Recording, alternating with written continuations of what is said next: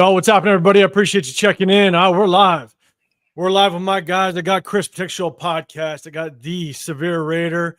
I'm Real Talk Raider. I'm Real Talk Raider Nation 805 Raider. I appreciate everybody pulling up, and we're gonna get into this one. We're gonna talk about our guy, John Spytek. The last live that we did, we kind of broke down Pete Carroll in all of his draft history, kind of the ways that he liked to draft. I think we kind of touched on some things that we potentially can't expect. For example, his trends in running backs.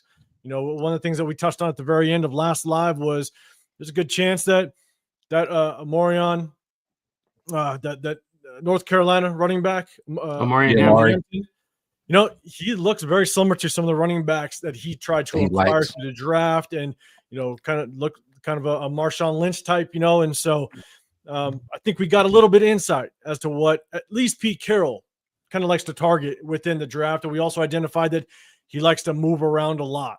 And so don't be shocked if we see some movement in the draft, which can make things a little creative. And so we touched on Pete Carroll a little bit, and we're going to hit on John Spytek. We're going to take a look at John Spytek's history within the draft and give a little more detail as to what his role truly was with the Bucs earlier in his time with them. But we're going to talk about the press conference yesterday, because obviously Pete Carroll and John Spytek were officially announced and introduced to the nation. So we're going to touch on that. A lot of people are talking about Max Crosby. We might touch a little bit on the OCDC situation, and we're going to rock this thing out. But we definitely appreciate everybody in the building, especially the chat. Huey P pulling up. I appreciate you, but you check on my guys, man. Severe, how you feeling, man? Yeah, man, feeling good. You know, good to hear from the coach and from the GM. I'm not Chris. I see Chris's face. People already like, oh my God, this is such a fantastic job. I'm like, it was just, you know, run of the mill press conference in my opinion. Nothing like we're gonna talk about it too. Yeah, nothing over the top outside of Marshawn going crazy. But also nothing disastrous, right? You can tell Pete Carroll, this isn't his first rodeo. You know, this for damn sure ain't Mark Davis's rodeo. Mark Davis is well rehearsed. Oh God, dude, how bad was that? He walked up and I was like, "Are you even prepared to talk? You know the cameras are on, right?" I was like, "What the hell?"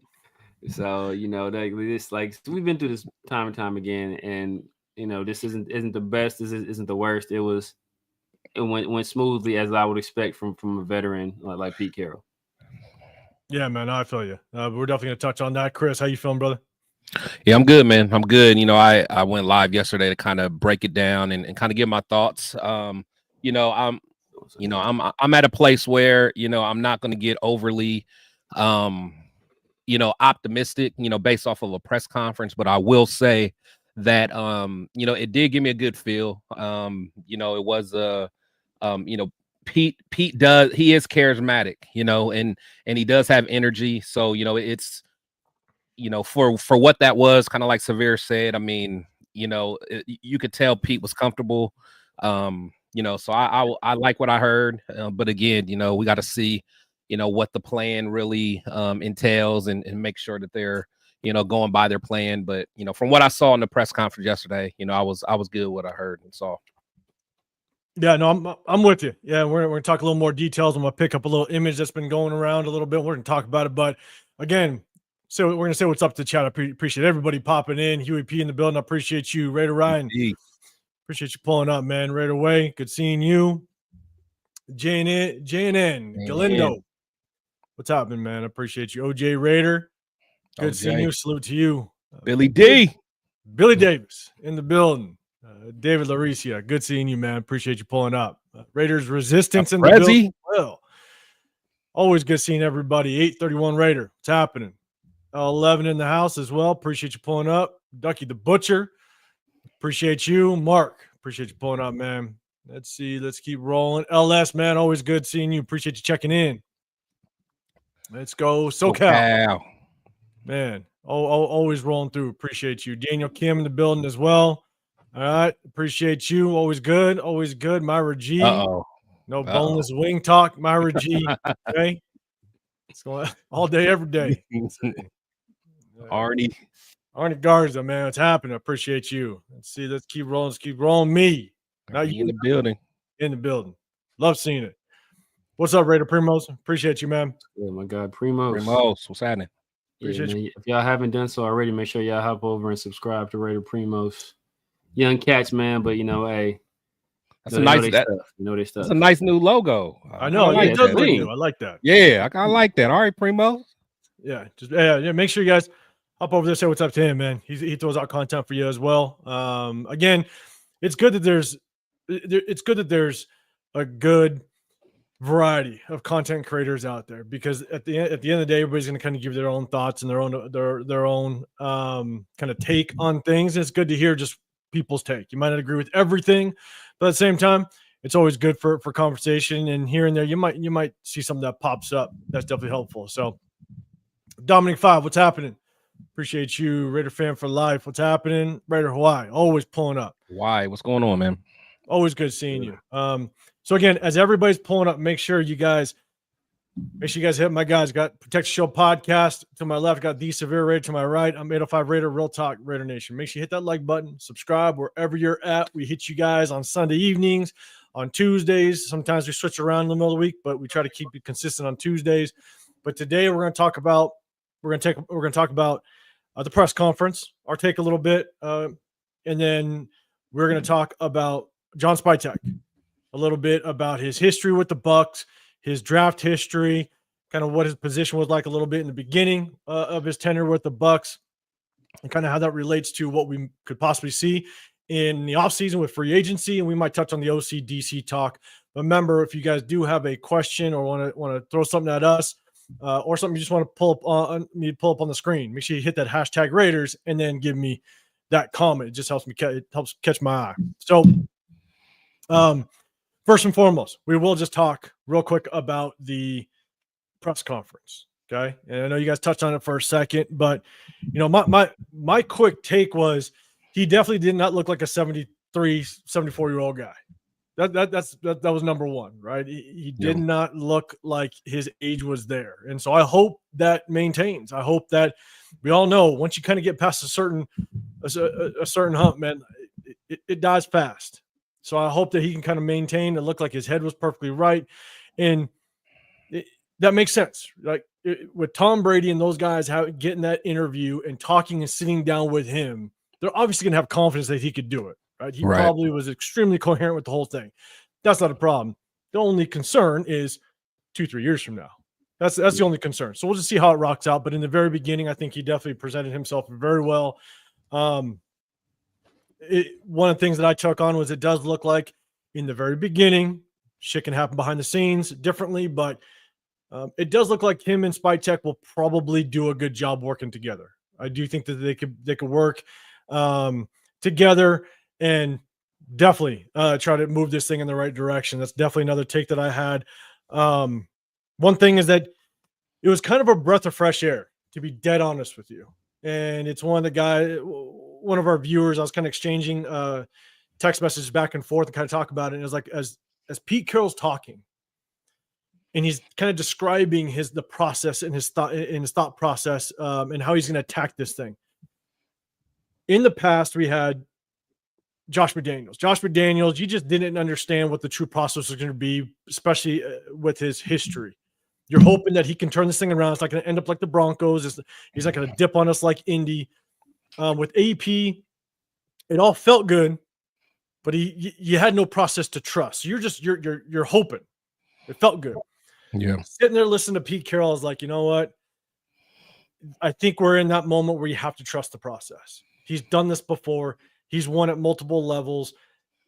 You could tell to him just sitting there, he was a guy with confidence talking about he's done this shit before.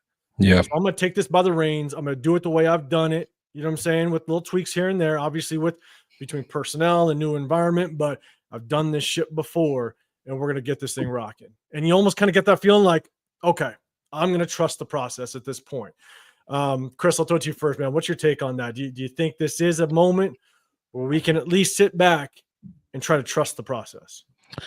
Yeah, I think so. Again, I'm going to, temper my expectations, but one thing I did like that he said was, how he had a chance to kind of like take that year off and really, kind of analyze everything and kind of be able to, kind of just see what's going on around the league. I mean, he still is able to, he's still close enough, but like when you're continuously coaching, you're so locked in on what you're doing now, for the next week and things like that.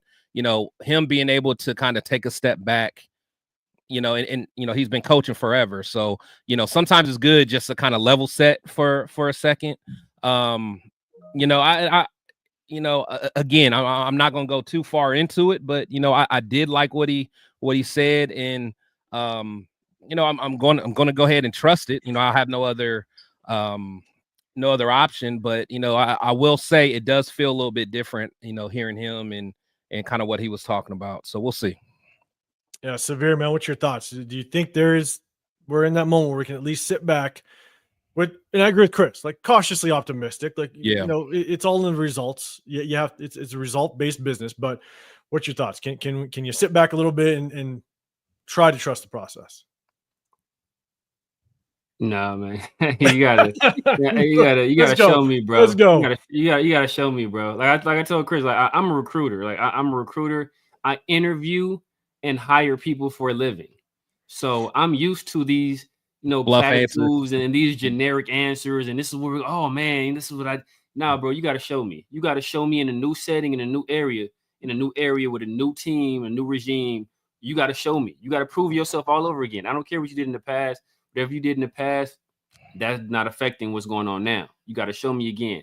So, hey, he's done it before, and maybe he can do it again. But until I start seeing it in action, until I actually see some coordinators getting hired, some position coaches getting hired, some wins on the field, I wonder if people are gonna. Because remember, he already said they expect to win immediately. So don't get to changing y'all tunes.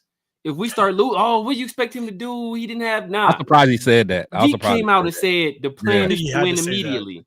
And remember, a lot of y'all was having us at 12, 11 wins last year. I better not hear y'all revise y'all projections down to 7, 8 wins just because you got a 74-year-old man and head coach. Don't do it. Don't start that. Keep that same energy. This is what y'all told me last year. This team was good enough to win. Okay. So if it was good enough to win with Antonio Pierce, rookie head coach, it should be good enough to win with Petasaurus Rex. Stop. God damn it. God damn it, Severe. Yeah, I'm telling you, LS, I think he's on the same page with you. Cool, Kev. What's up, man? I appreciate you pulling up. Here's the thing: this would be my question for you, Severe. What would kind of help you change the tune a little bit? You know what I'm saying? So when you're saying like I want to see coordinators brought in, I want to see, some, whether it be free agents, obviously, we got the draft right around the corner. So what is it that you would like to see that would kind of help you think, okay, this is at least moving in the right direction? Or maybe would there be like a hire that you're like, holy shit, what the hell did you just do? It ain't gonna change his mind, bro. He died on that hill, man. I'm just curious, bro. Look at that. Put like this. Last year. I was not Antonio. I was not an Antonio Pierce guy. I was everybody. Oh, Antonio Pierce, he got to be the coach. He beat the Jets. He beat the Giants. Oh, he's got to be our coach. I'm like, nah, don't trust him. Game management bad. Don't trust his decisions. I don't think his clock management was horrible. Yeah, all that stuff. It wasn't until he beat the Chiefs on Christmas Day, and I was like, you know what? Hey, he's the dude. Whatever I said in the past, hey, he's the guy. When you able to go on the road against that team in that setting on that day and win in that fashion, you the dude. So hey, I can change. I'm agile. I can change my mind, but I got to see something that makes my mind worthy of changing. I was not an AP. Last year, I said 2 years ago, I said I wanted Ben Johnson. Last year, I said Bobby Slowick. I was saying these guys before anybody was talking about these dudes, right? But that ship has sailed. It's over. We have who we have. But now that we have what we have, I need to see something. Because what everybody's going to start doing, like I said, everybody's had us at 11, 12 wins last year. 11 and 12. I better not see them projections revised down. I bet not see those projections revised down, because then y'all moving the goalposts. Y'all saying the roster was good enough last year, to win those amount of games coming in, but now it's not. I don't want to see that. I'll tell you this: if I see Darrell Bevel walk through that door in any capacity, that's what I want to hear. All right, I see Darrell Bevel walk through that door in any capacity. I will drive to Vegas myself. Well, well, your boy Ben Johnson. It's a lot of chatter about Bo Hardegree being his OC. That's nasty work. That's nasty work. Him and Dennis Allen. You know, I know you don't mind Dennis Allen as coordinator. I don't want him nowhere near me. Dennis Allen's a good DC. Yeah, he's good. Dennis Allen's a DC, but Hardegree has no. I mean, where did he go last year? He was the quarterback coach somewhere. Titans. He was the quarterback coach with the Titans. Titans. Yeah. But here's the thing, like Bo Hardegree, he was a interim OC for a half a season. Good luck. You know what I'm saying? Like, you're saying that Ben Johnson might bring him on? Yeah, as an OC. Okay, but you know, I mean, Ben will be calling the plays. Exactly, he'll be calling the plays. Still, like, so he's basically a glorified quarterback coach at that point. Yeah, like you want him in charge of my man's development. I don't know. You talk about he was in charge of the greatest rookie season since Peyton Manning. What are you talking about?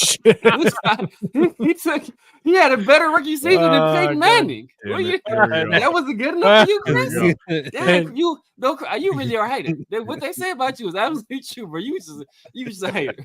I can't defend this. I can't. Y'all go ahead and let them have it. Raider, hi, man. I see your super chat, man, and you're gonna lead me into the next topic, man. So I appreciate you. I see your super chat. I'm gonna get to you, but you're definitely gonna lead us to the next topic. But one last thing that I want to talk about in CG, I see you saying think we'll go defense was a 6th pick. We'll talk about the draft in just a little bit, man. So remind me to come back to it if I don't. But the other things that and Severe, I'm telling you, you got some fans on your side. Yeah, man. Looks like Arnie's with you. And look, my guy Arnie Ellis. Hey, if I only got 2 rocking with me, that's all I need. That's all you need. He's trying to fill up one hand. He's trying to fill up one hand, Nation. Come on. He's got 2. LS could take on 4 or 5 y'all by himself. So But here's the thing, though. Is like, and I'm 100% with you, right? It is a performance-based, a results-based business. So at the end of the day, yes, we got to see results without question, you know. But at least it's the first time in a long time that we've had a coach that has done it at the head coaching position before, and has done it at the highest level, making it to a Super Bowl. So yes, it's a result-based business. I 100% agree. But this is probably the first time in a long time we've been able to sit back and go, okay, I'm not going to nitpick every single last move. Pete Carroll knows a lot more than my ass. So I'm gonna see how this thing plays out in the beginning. And so, but I'm with you. Results-based business, without question. 2 things that I did like.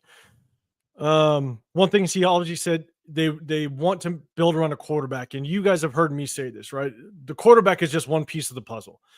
This is why so many rookie quarterbacks go to shit, is because you don't focus on building around them. And I think Pete Carroll made that a point when they asked Spytek about the quarterback position. Pete Carroll came in and said, we got to make sure that the quarterback's just one piece to the puzzle. We have to build around it. That's why I'm a big build in the trenches guy. Give the quarterback weapons. Make sure you protect them. And so I like just hearing that he kind of had that mindset. So we'll see what happens. Next one was, that was definitely a good moment when you had Marshawn Lynch in the back yell Raiders. And what was even better about that moment was Pete Carroll's response to that quick response of, hey, Mark, calm down there. Settle down, Mark. Settle down. Yeah, settle down, Mark. Like that right there to me is that personal side of Pete Carroll that probably has been able to capture a lot of the players in that locker room. You know, that just that wittiness, that quickness, that ability to kind of be quick with those comments that are a little sarcastic, that are funny, that can kind of break the mood a little bit. Yeah. He had a better one earlier when Spytek was talking about his old high school coach. Was like, he's 75 years old, still coaching.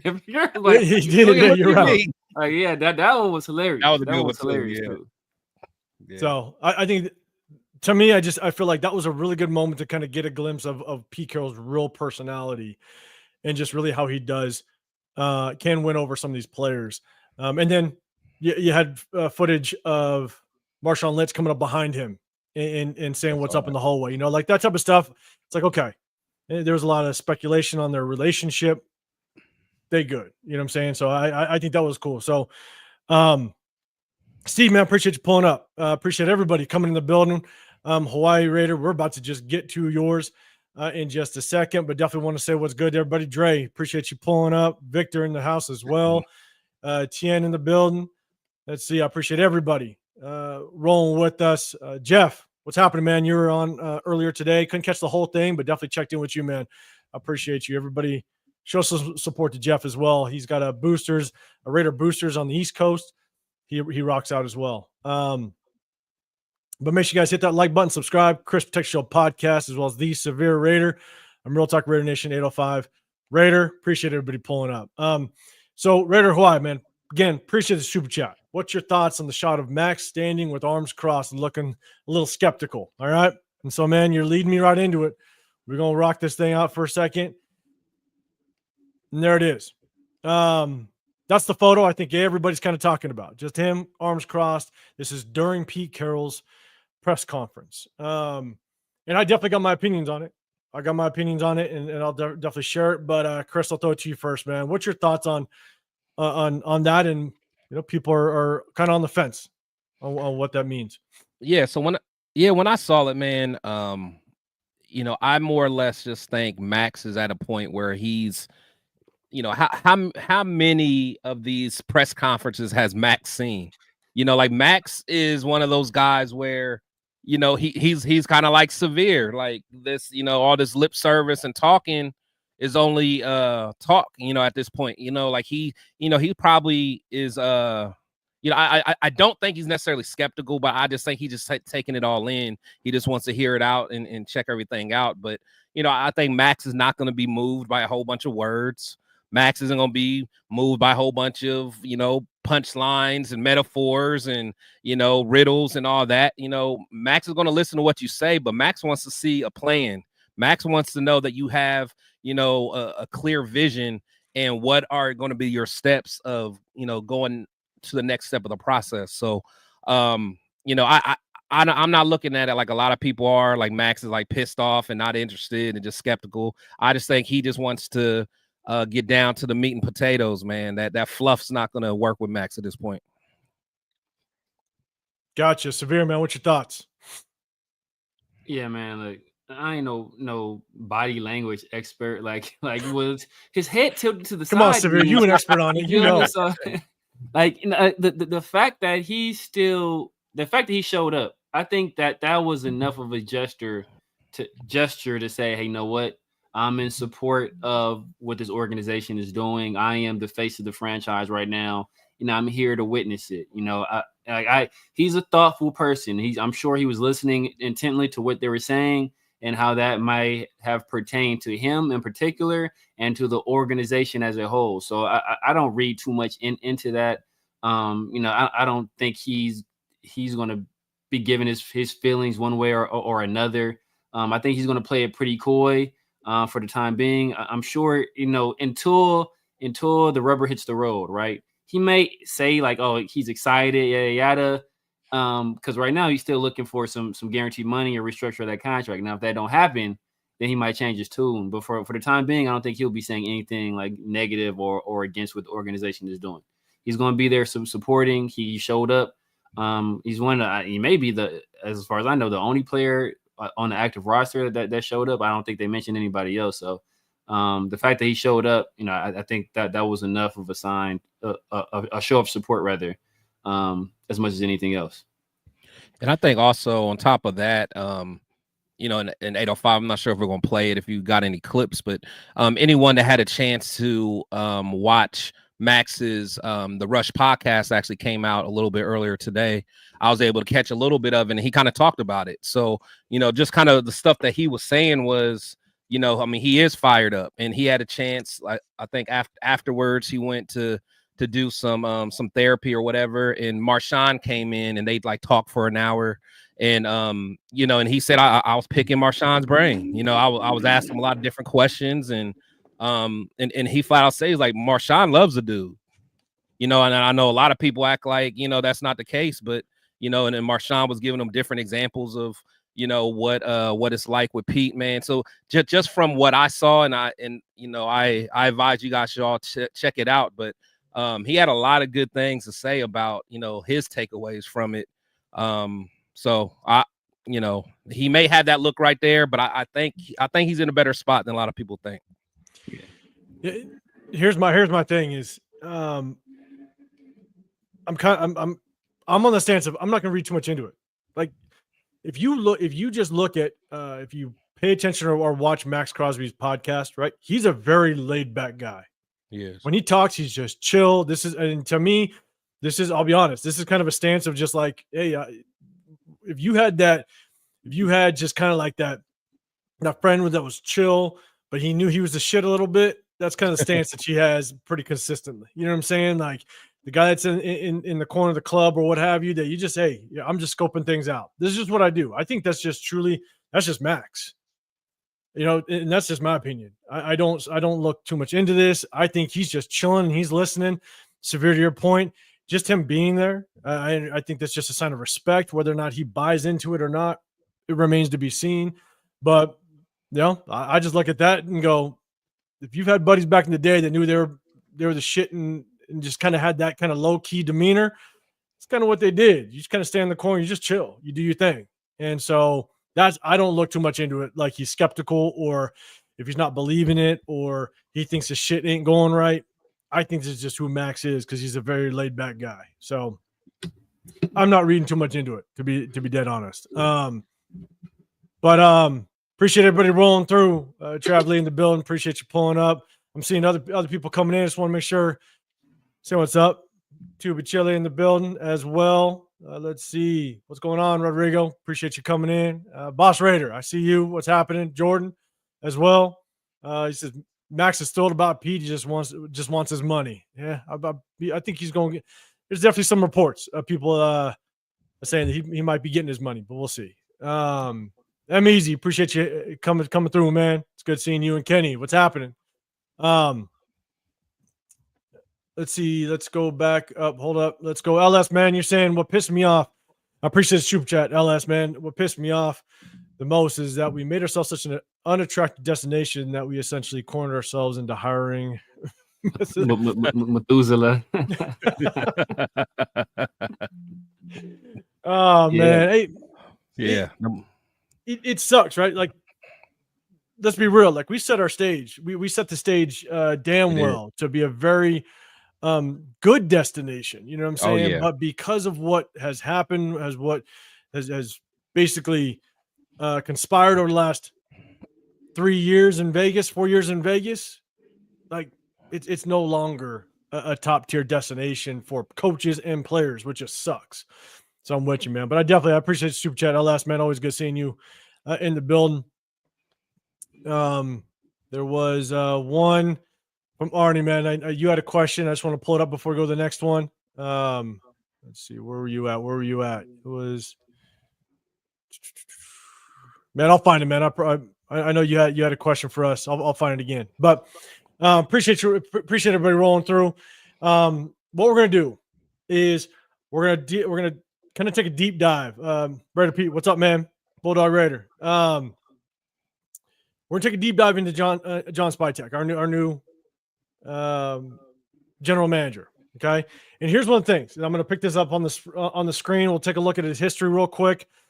And one is, sorry, I'll try to blow it up a little bit just so we kind of see.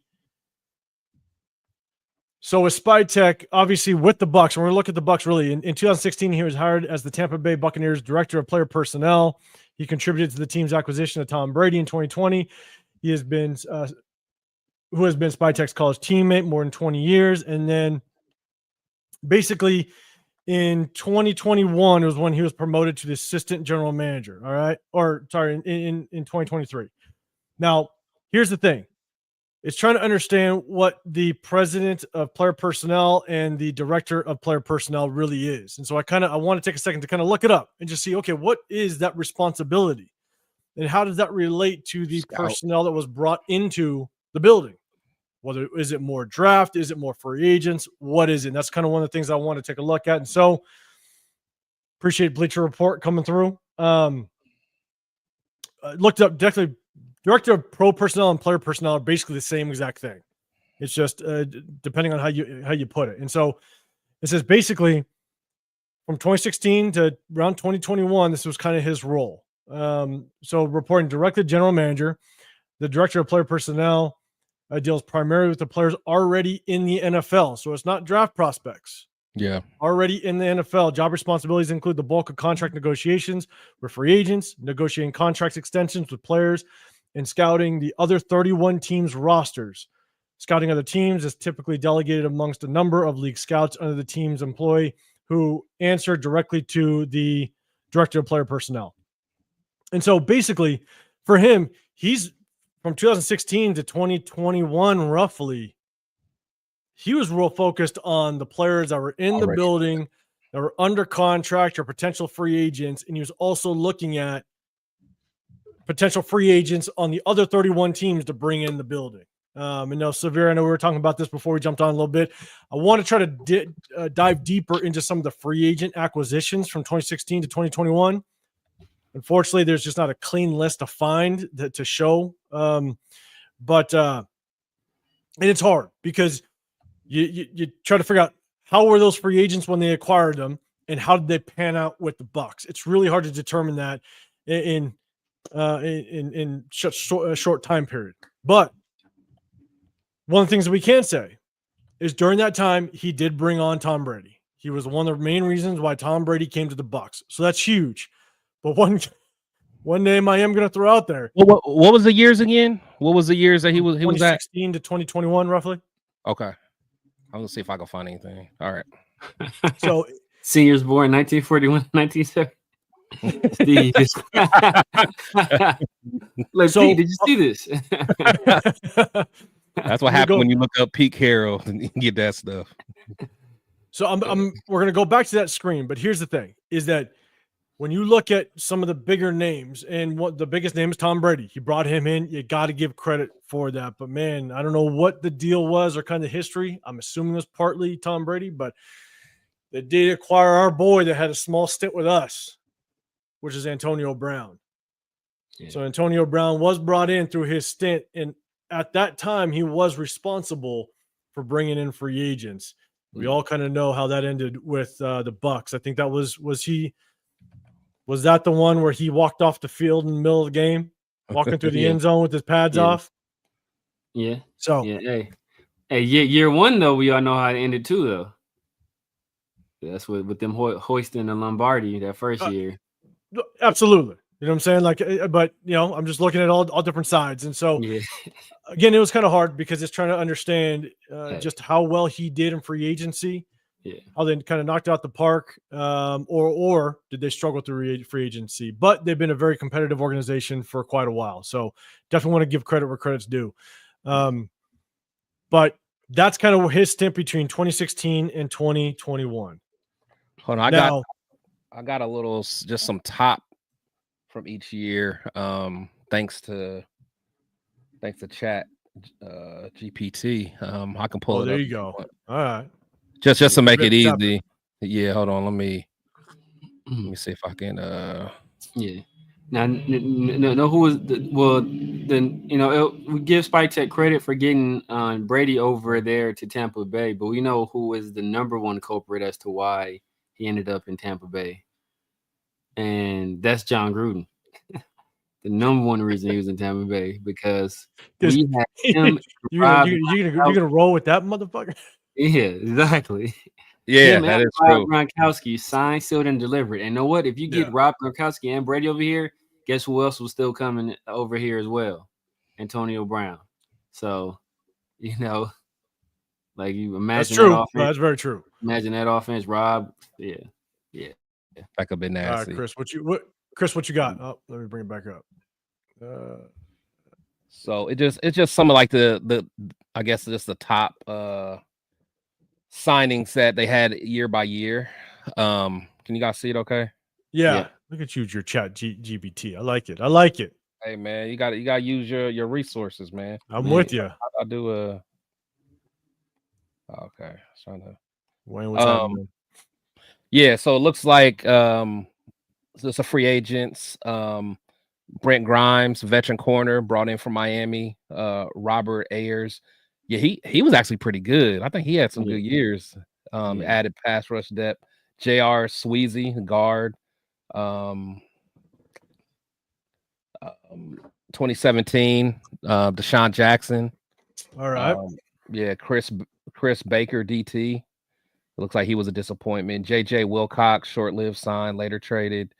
Got Ryan Jansen in I like Jansen. Ryan Jansen. Yeah, Jansen for sure. Vinny Curry, Super Bowl champs, short-lived tenure. Shoot. One more over here. Let's see. Was that Bay Allen, run stuffing DT from the Eagles? 19. Barrett. Barrett stole the show. Yeah. 19 and a half sack season that year.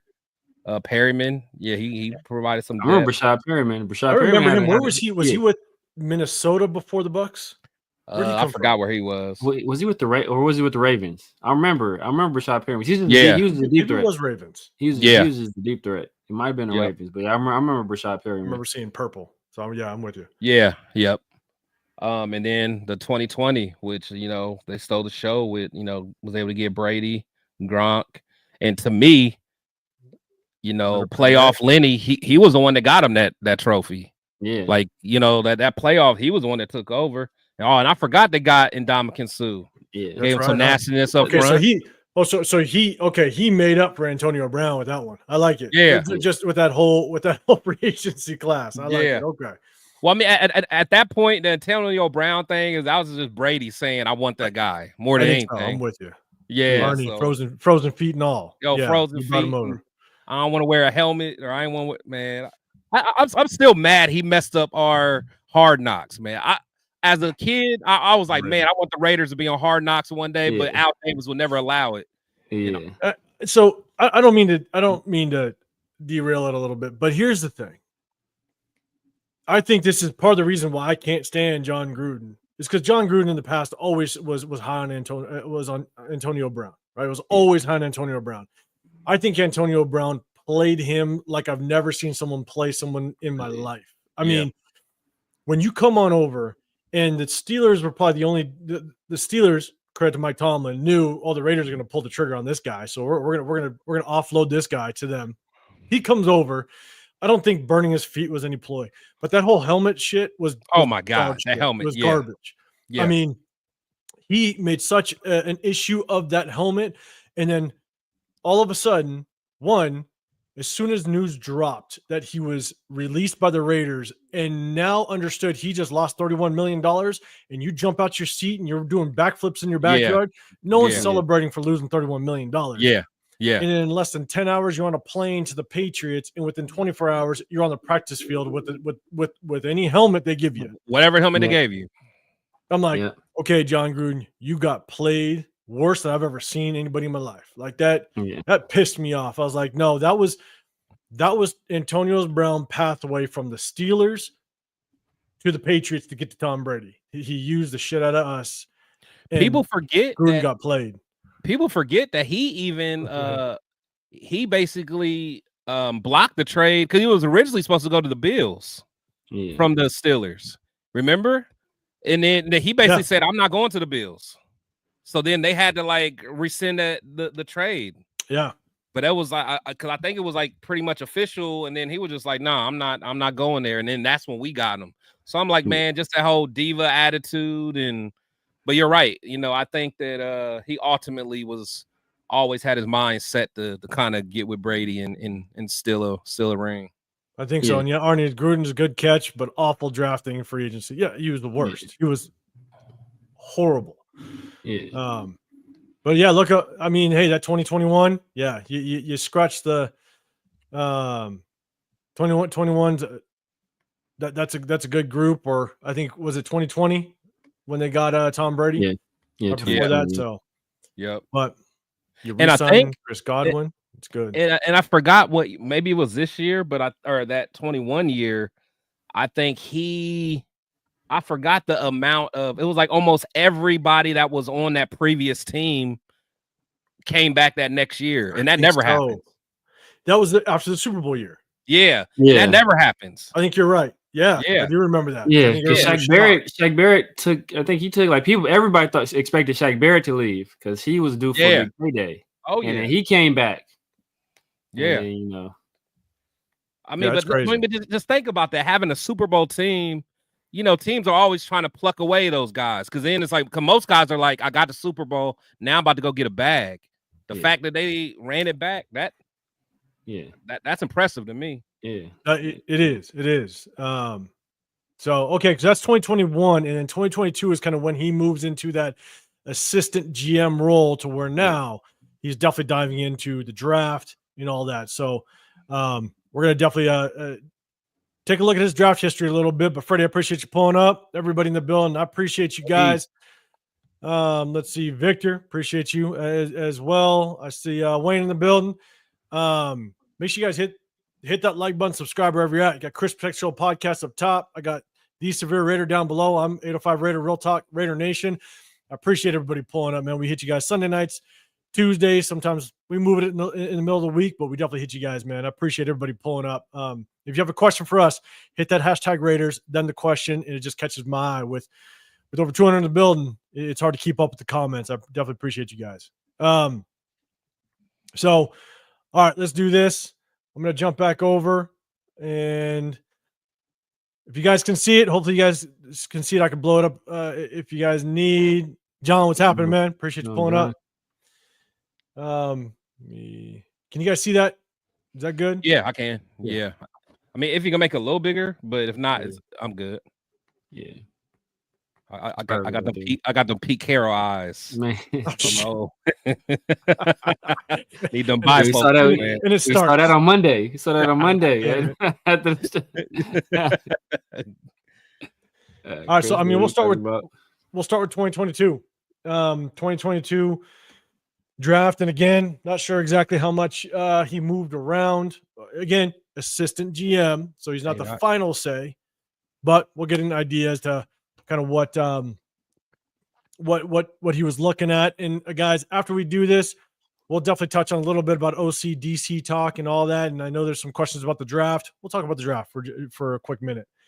So in 2022 starts off no first round draft pick. Yeah. Starts off at the second round, pick number 33. You got Logan Hall, defensive end. He's played 49 games since 2022. I know we can click on it, just kind of get a gauge as to what they did. Let me see.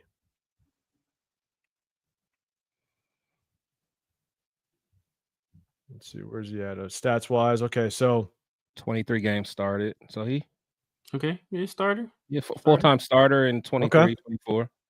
Yeah.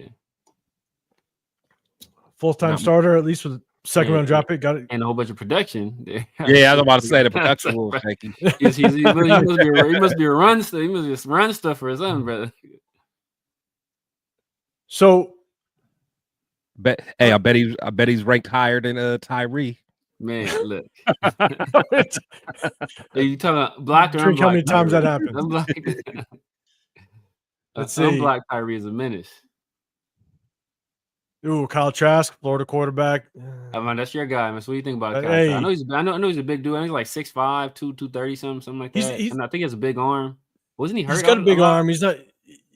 I don't know if he's been hurt at with Tampa. I know he didn't get a lot of playing time, but I mean he was a stud over at Florida, man. I mean, broke Florida records. Kyle Trask was a bad man. The hard part is that I don't know if he had the arm strength, to be dead honest, to make it in the league. That was my biggest knock on him, was just his overall arm strength. But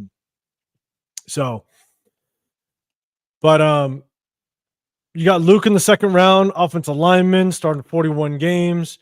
I don't know why that name sounds so damn familiar. I mean, Luke he might be their current starter. He may be. He might be, and I just don't. Doesn't pop into my head just how good he is or how it worked out. But in the third, they grab Rashad White, running back. I love that pick. That's my favorite pick so far. I love that. Third round. Yeah. And I forget who our guy was last time, basically giving the grades. I forget what his name was. But he was in the last one. Yeah, who was giving grades? Yeah, he was fire. He was all over it. Yeah. Yeah. So chat, well, we kind of go through this. Give us the grade for 2022 draft. Rachaad White, good pickup in the 3rd round, good running back, definitely produced for them. Cade Otton's solid too. I like Cade. Yeah, but he's still in the league, right? Yeah, he's still with him. He's still with him. He had a breakout year this year. Yeah. This was his breakout year as a tight end. Bulldog, appreciate it, man. Breakout year. So Cade Otton in the 4th round, becoming a starting tight end. Not bad. Yeah. Gotta love that. Jake Camarda, don't know much about him, but has played 38 games. Yeah. Don't know much about, 7th round, probably goes practice squad. I mean, look at a 6th round tight end played in 50 games. Yeah. I mean, I'm not mad at that. Yeah, it looks like. I mean, it's probably special teams and stuff. But still, special teams guy. But still, I mean, we don't keep. 8 receptions for 82 yards. He out there. So let's do this. Yeah, chat. Give us the grade again. Nails the 3rd round. Nails the 4th. At least I think this is a starting center, so you definitely got to get yourself a starting offensive lineman in the 2nd round. Rate it basically. I'd give it. You giving it a B? I'm giving it a B-, man. You got yourself basically 3 starters out of that draft. Without a 1st round draft pick, I'll give it a B-. Yeah, I give it a B. I'm not mad at that. I give it a B. Just based off the Rachaad White and the Cade Otton picks alone, I give it a B. Yeah, what's up, Daddy? I appreciate you in the building. I think Spytek will build the trenches. Being a former linebacker, he knows how important it is. I hope so. I'm building the trenches guy. I'm with you. Arnie, can Spytek draft better than Telesco? We about to find out. Man. Yeah. Yeah, we about to find out. Hey, Telesco this thing though. I can't even say or lie. I'm not gonna. I ain't gonna. Especially with that 5th rounder. I mean, solid. Look, but the only thing about it is that let's look at how many games played. Only thing about the Telesco thing is that now everybody's gonna forever judge him off that 1st draft. Like imagine if Reggie McKenzie just had that Khalil Mack and then he got fired because Reggie McKenzie he one of the GOATs. Yeah, he didn't start messing up till later. So if everybody was like, Telesco, that man could draft. Yeah, at that draft, it's like, man, well, that was that 1st one. Reggie McKenzie had that similar one where he set us up. He had 5 starters out of that draft, something like that, right? Gabe, Mac, Cara, Gabe Jackson, Justin Ellis. Yeah, Jelly. I forgot. I like Jelly. Jelly is my guy. Jelly, man. What they say, it got to be Jelly because Jam don't move like that. Yeah. I like Jelly. That was my guy. Yeah, he had some dudes in that draft class. So if he would have just got fired after that, people were like, man, Reggie McKenzie, who could draft, so. No, he did. I mean, he nailed that draft. But like I said, he had that one shot. He had that one shot, but we don't know what would have happened in those subsequent years. Where's he at now? I forgot. Yeah. Where did he get? He went to Miami. Yeah, he went to Miami. He was like director of player personnel for Miami. Okay. I don't know where he's at. I don't know if he's still there, but he was there for a minute. Yeah, I mean, Jeff was saying B-, but Jeff was doing a little homework for us as well. Looking on draft grades and stuff. Hey, Jeff was fired with that. He had. It was last time. Jeff was on point. TJ Carey, that was my guy. TJ Carey was my dog. I like TJ Carey. TJ Carey was nice. Yeah, that was my guy. He was nice. Hey, yeah. He was like that's the one I went to Cleveland, right? That's the one I went to Cleveland. Yeah, he went. Yeah, Cleveland had some good. Yeah, I like TJ Carey, man. Yeah, I'm with you. I definitely like TJ Carey, man. And so I know for me, I give it a B- in 2022. Arnie's just saying, can Pete Carroll veto Spytek whenever he wants? I honestly don't know what the dynamic's going to be like.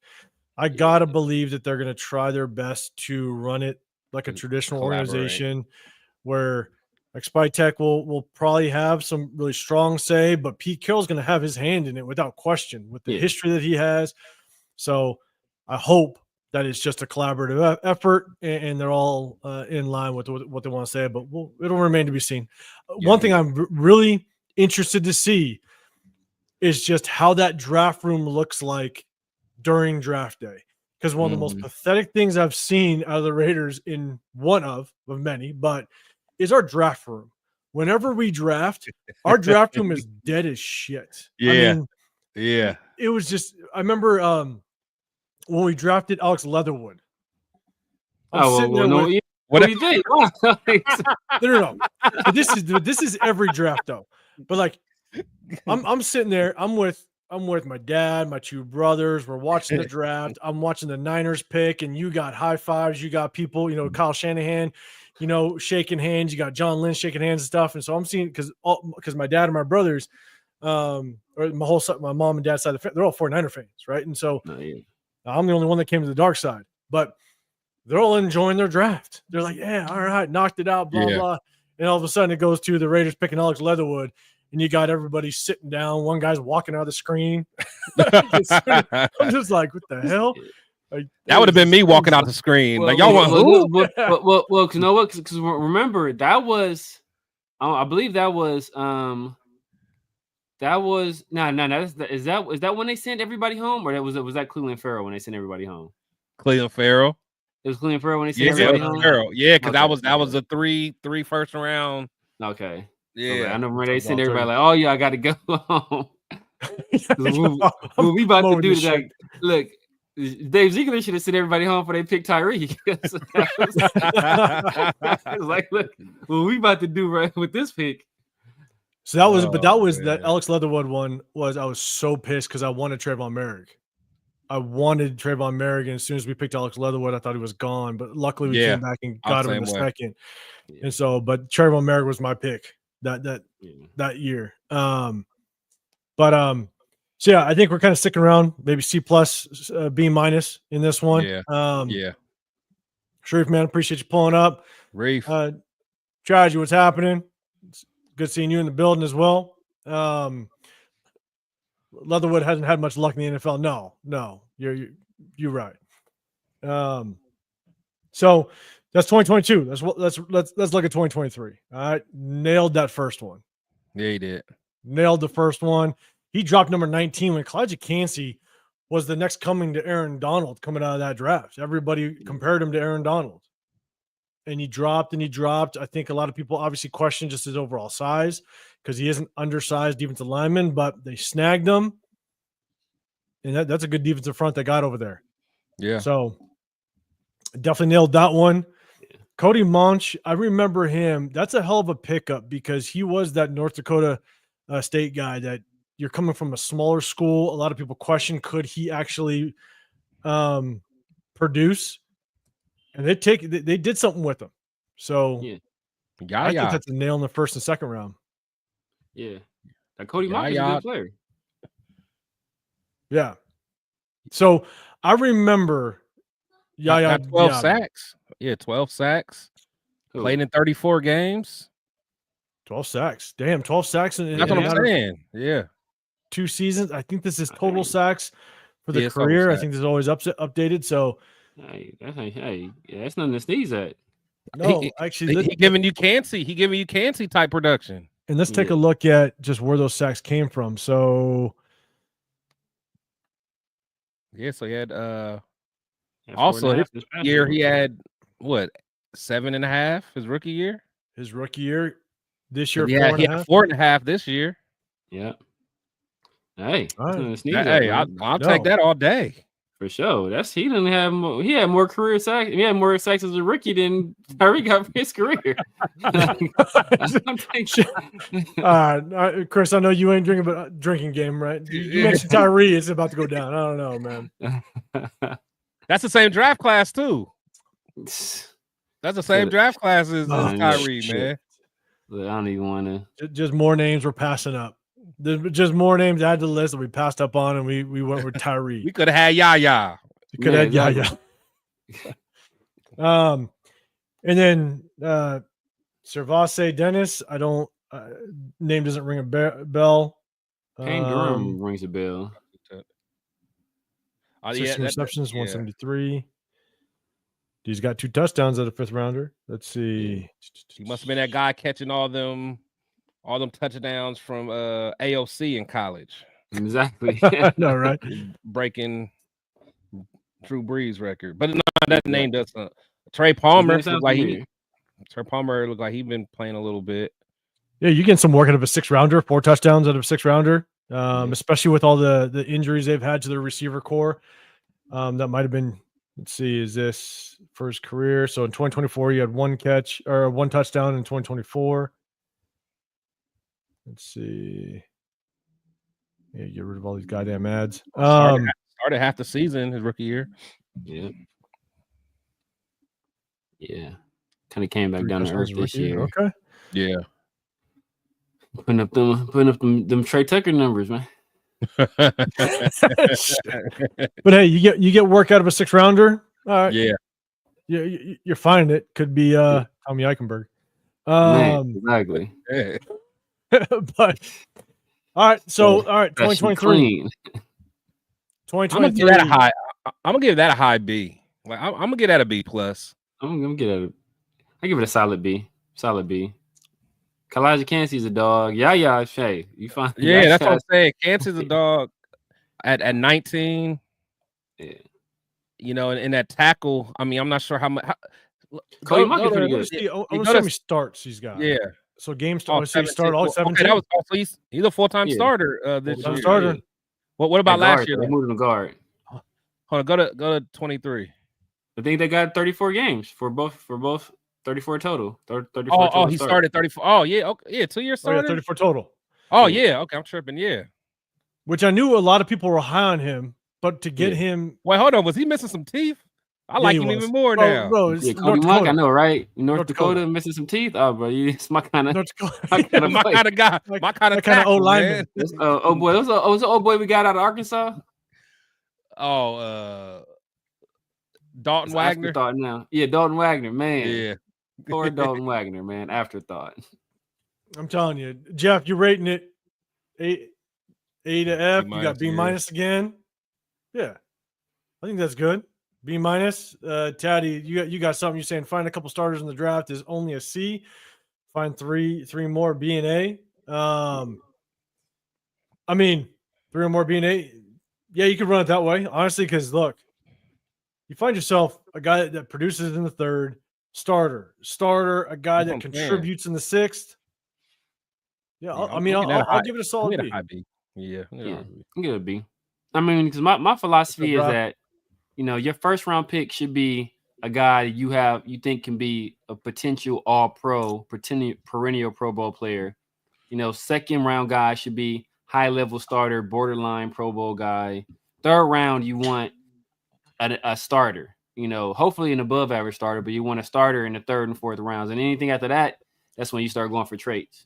You know, you look for traits because, you know, that's when you can start. Upside. Traits and upside. So no, I expect at least 3 starters out of every draft. That should be like the starting point. You getting 3 starters out of every draft, unless you got like a Super Bowl winning roster, which you know for damn sure. Yeah. So to me, day 1 starters, I expect 2. But if we can get 3, then I think that's a great draft if we can get 3. But like that 3rd round guy, if he doesn't start right away, I'm not tripping. But I do want him to eventually, you know, be like honestly like Glaze, kind of how Glaze was. Like I'm good with that. Yeah, I'm good with that. Yeah. Third starter or a, like high level rotation guy. Like you know, that's what you want. Yeah, what's up, man? I appreciate you pulling up. You're saying, will Spytek bring Matt Bum or 2.0 the Raiders? Jameis Winston? I hope not. I'm not gonna lie. I hope not. I don't need no turnover machine. And I don't need nobody eating W's. Eating them dubs. Yeah. Not as a starter, but hey, if we want to bring in him to be like a mentor, a glue guy in the locker room, hey. Every locker room he goes to, man, the morale is good. Oh, they like him. Yeah, no, they like him. Love him. And he is dedicated to his locker room. I mean, the way he was dedicated to crab legs. Williams. No, getting Williams the touchdown in New Orleans. Well, yes, there is that. Yes. No, but the that was wild. Deshaun Watson when he was carted off the field, and man, it almost brought Jameis Winston to tears with that crowd booing him. Yeah, I mean, That's he's crazy though. He's a locker room guy. He's 100% a locker room guy. So even how he was helping DTR, like I don't know if he was watching that Hard Knocks. You know, I think he, good job trying to bring him along and mentor him. So I wouldn't be against it. So let's see. Arnie, you're saying with the rise of McMillan on Bucs, is Godwin gone? Godwin stay hurt though. That's so hard. That's so hard. Godwin is like he's hurt. Like that's tough. We'll see how Penn State receivers always hurt. I know. It's like they never have. Yeah, I feel like oh boy, those with Chicago. Yeah. Chicago, Keenan Allen. No. Keenan Allen went to Cal, right? Keenan Allen went to Cal. Nah, that was with Chicago before. Then I think he went to the Rams. We wanted him bad. What's my man's name? Oh, Allen. Allen Robinson. Allen Robinson. Yes. Allen Robinson. I wanted him bad that year too. Yeah, I know. Yeah, he was a bad man. Until he went to the Rams and all kind of shook out. Red White Man, I said one thing I want to see is how they deal with undrafted free agent picks, finding a diamond in the rough, though. And that's a very good point because that's where you can find yourself some wins. You know what I'm saying? So we'll definitely try. We'll take a look at that, and if we find some diamond in the roughs that they did pull off, or at least with Spytek in the building, we'll definitely bring it up. But man, that's a good point. Appreciate you bringing that up. Let's see. What's your grade on Richardson first year? What Arnie? Let me know what Richardson you got. What Richardson you talking about? I'm talking about DeCamerion. DCam. Yeah, you talking about DeCamerion? He was getting a solid C until Quentin Johnson cooked it. Quentin Johnson put on a highlight film. Immediately dropped his grade. Yeah, he did. All right, so we're looking at basically a solid B on this 2023 year. That's what we're looking at. All right. Yeah, solid B. So last year, the last and final year, she's saying Winston's better QB than AOC. Yes. But the nation is not ready for that conversation. LS. I'm ready. Yeah. I'll have it. I'll have it any day of the week. You better start some trouble. Yeah. Here we go. All right, let's see. Jeff, you said what year did you start at 2020 or 2022? We started 2021. 2021, yeah. Yeah, 2020. I think we started 2022, I think. Oh, yeah, 2. Yeah, I'm sorry. Yeah, 22. Yeah, because that's when he got promoted. Yep. Yeah, that's when he got promoted, yeah. So, and then Tyler, I appreciate you coming up, man. You guys liking the running back for the free agency? We'll talk a little bit about maybe draft and OCDC stuff right after this, man. But I'll definitely I'm gonna highlight your comment. I'll try to get back to you on that, man. But Arnie, yes, Lalu was down in the rough. That was a massive pick. But we brought him over from the Colts. But yeah, that was a good one. I'm with you. And LS, yeah, you like trouble. We see the picture. Yeah, you ready? I'm sure you do like some trouble or causes. I'm with you. I've been waiting for y'all. Right. Say something. Let's take a look at the 2024. All right. So Graham Barton, first round draft pick, 26 overall pick. Game started 16. Offensive lineman, which is good. I do like the fact that I don't remember him because I don't remember a Duke offensive lineman being on my radar because I was looking at offensive lineman. I don't remember him being on my radar. Yeah. But started 16 games, or let's see if he started 16 games. Played 16. Oh, you got it. Hold on, you clicked on Duke. You gotta go out. Oh, my bad. You click on his name. Yeah. Yeah. Well, started 16 games. Okay, got yourself a starter, which is good because I mean that not only was that Bucs offense rolling, that running game was very effective. So if he's that starter on that offensive line, that's good. No. What is about him though is because he was the I remember him because he was the guy that he was the first center drafted.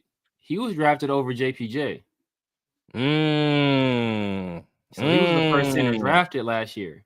I remember he was a center. I remember during draft, that was the thing. It's like, man, like when he went, he was like, dang, like he went over JPJ. That's when people was like, dang, like it must be some real issues with the injuries with JPJ, because he was clearly, the top in most guy. people's opinions, the best center in the draft. So for Graham Barton to go in front of him, I remember that. So yeah. So scroll down to 22 real quick. Hold on. Jeff says, after the trade with Jacksonville Jaguars in the first round of the 2022 NFL draft, the Tampa Bay Buccaneers will now have 8 selections over the next 2 days. The Bucs trade out of the first round to acquire the first pick and the second from the Jags, along with picks. Okay, so they traded in 2022. Got it. So you're saying 2022. Hold on. They traded out of that. So they traded out that. Got it. Okay. Gotcha. Appreciate it, Jeff. And everybody in the building, make sure you guys go hit up Jeff, man. Yeah. He's always rocking. I appreciate you, man. You know, one thing I'm saying, his 3 years with the Bucs in that role, they're prioritizing the trenches. Yeah. Every their first pick every draft is in the trenches, either offense or defensive line. So there you go. So Arnie, you're following up with Chris. Spytek drafts in the trenches. Again, he's not the final say, but he's assistant GM, so he's definitely collaborating. He's definitely in that build, and he's making sure that we all that they all work together. I'm a building trenches guy. I like Will Campbell, but I also like that Banks kid. I'm gonna keep doing my research to kind of figure out between the two. Man. Banks is cold, man. Banks is cold. Banks looks like a bad man. I'm not gonna lie. You push DJ Glaze down into that guard position, but I would love for us to pick up a veteran, high caliber guard in free agency. But that's just me. But yeah, Arnie, we'll talk about that when we talk about the draft, man. I appreciate you with the question. Fidel, man, I appreciate you pulling up. I'm not going to mention that name, so Chris don't go crazy. Just letting you know. Chris is about it. Hey, I'm chilling. Let's see. Graham Barton. All right, so second round they go Chris Smith. Broswell. Why Tyke Smith? Why do I feel like I looked him up? The Georgia guy. Yeah. But you got Chris Broswell, linebacker, 17, played 17 games, got a sack and a half. So let's look at his stats real quick. Let's see.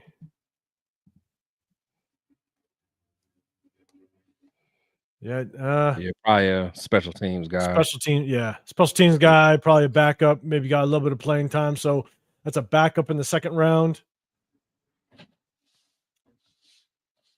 Tyke Smith out of Georgia, 2 picks, 13 games played. Okay. All right. So I'll say two picks for a rookie in the third round. Yeah. It's not bad. D-Cam didn't do that. But then you got some late round guys. Jalen McMillan, obviously he did some work for them a little bit. Bucky Irvin was a home run. Yeah, sure. Jalen McMillan, 37 catches, 461 yards, 8 touchdowns, getting a guy in the third round.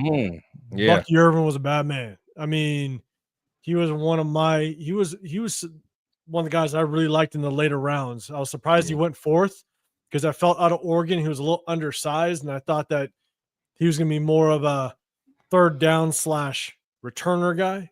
Mm-hmm. But for them to snag Bucky Irving and for him to turn into a 1,000-yard rusher, he's nailing mid-round draft picks. That's huge. And who was their running back going into this year? Rashad White. Okay. Rashad Wright and I don't know if he got traded. No, there was somebody else too. There was he's actually from a school that is from where I was in Texas, in North Texas. Shit, why am I blanking?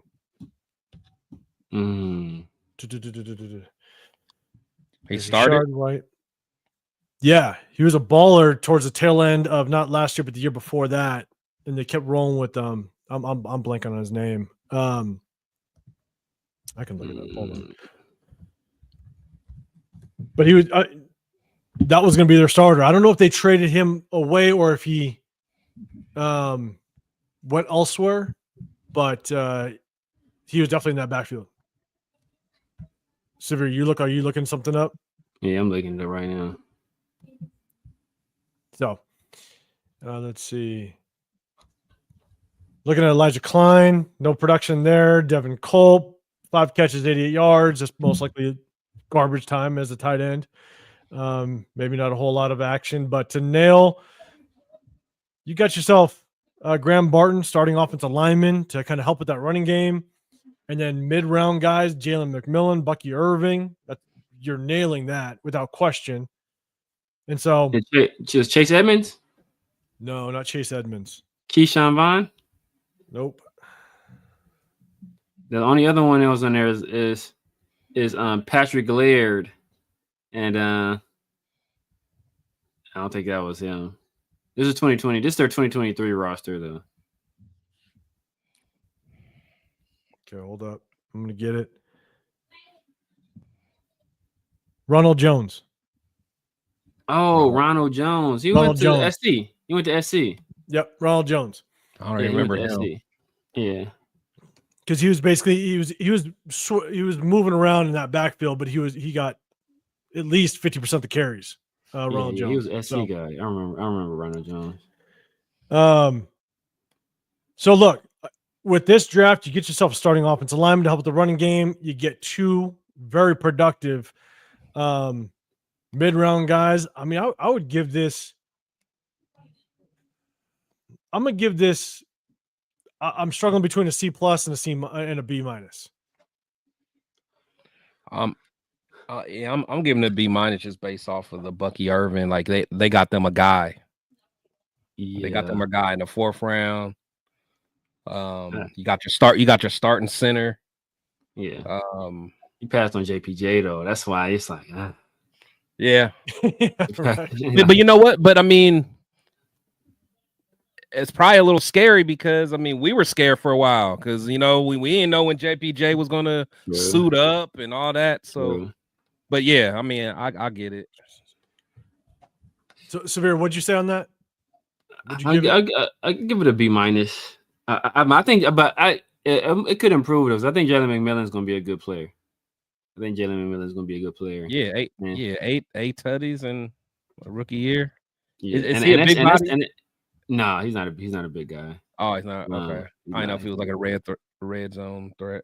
No, but he's a guy that I think he's mostly like a more of a slot guy, but he really didn't start getting a lot of work until the end of the year when Godwin went down. And that's when he started really doing his damage. So if they let Godwin walk, then Jalen McMillan gonna get a whole lot more attention. Yeah, we're gonna talk job LS. I better not see Tedero McMillan at 6.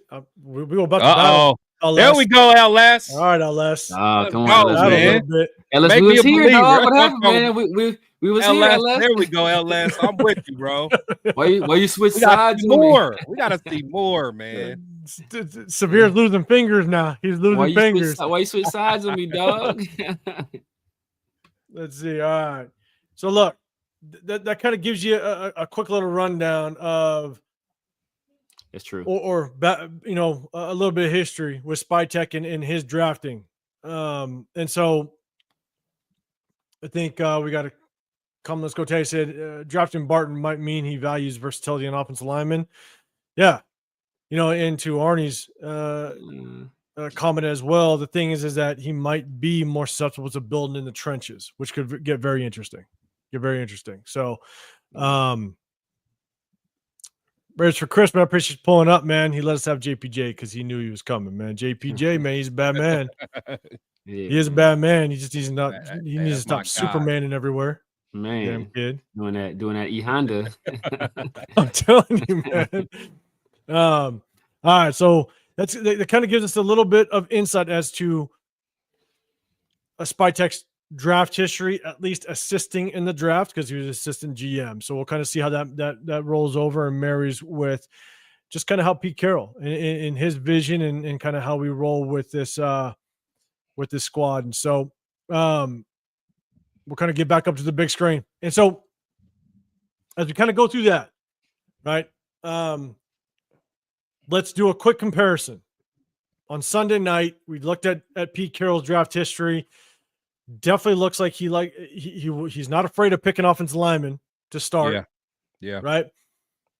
He does like running backs in the draft, even though he did get Marshawn Lynch on free agency.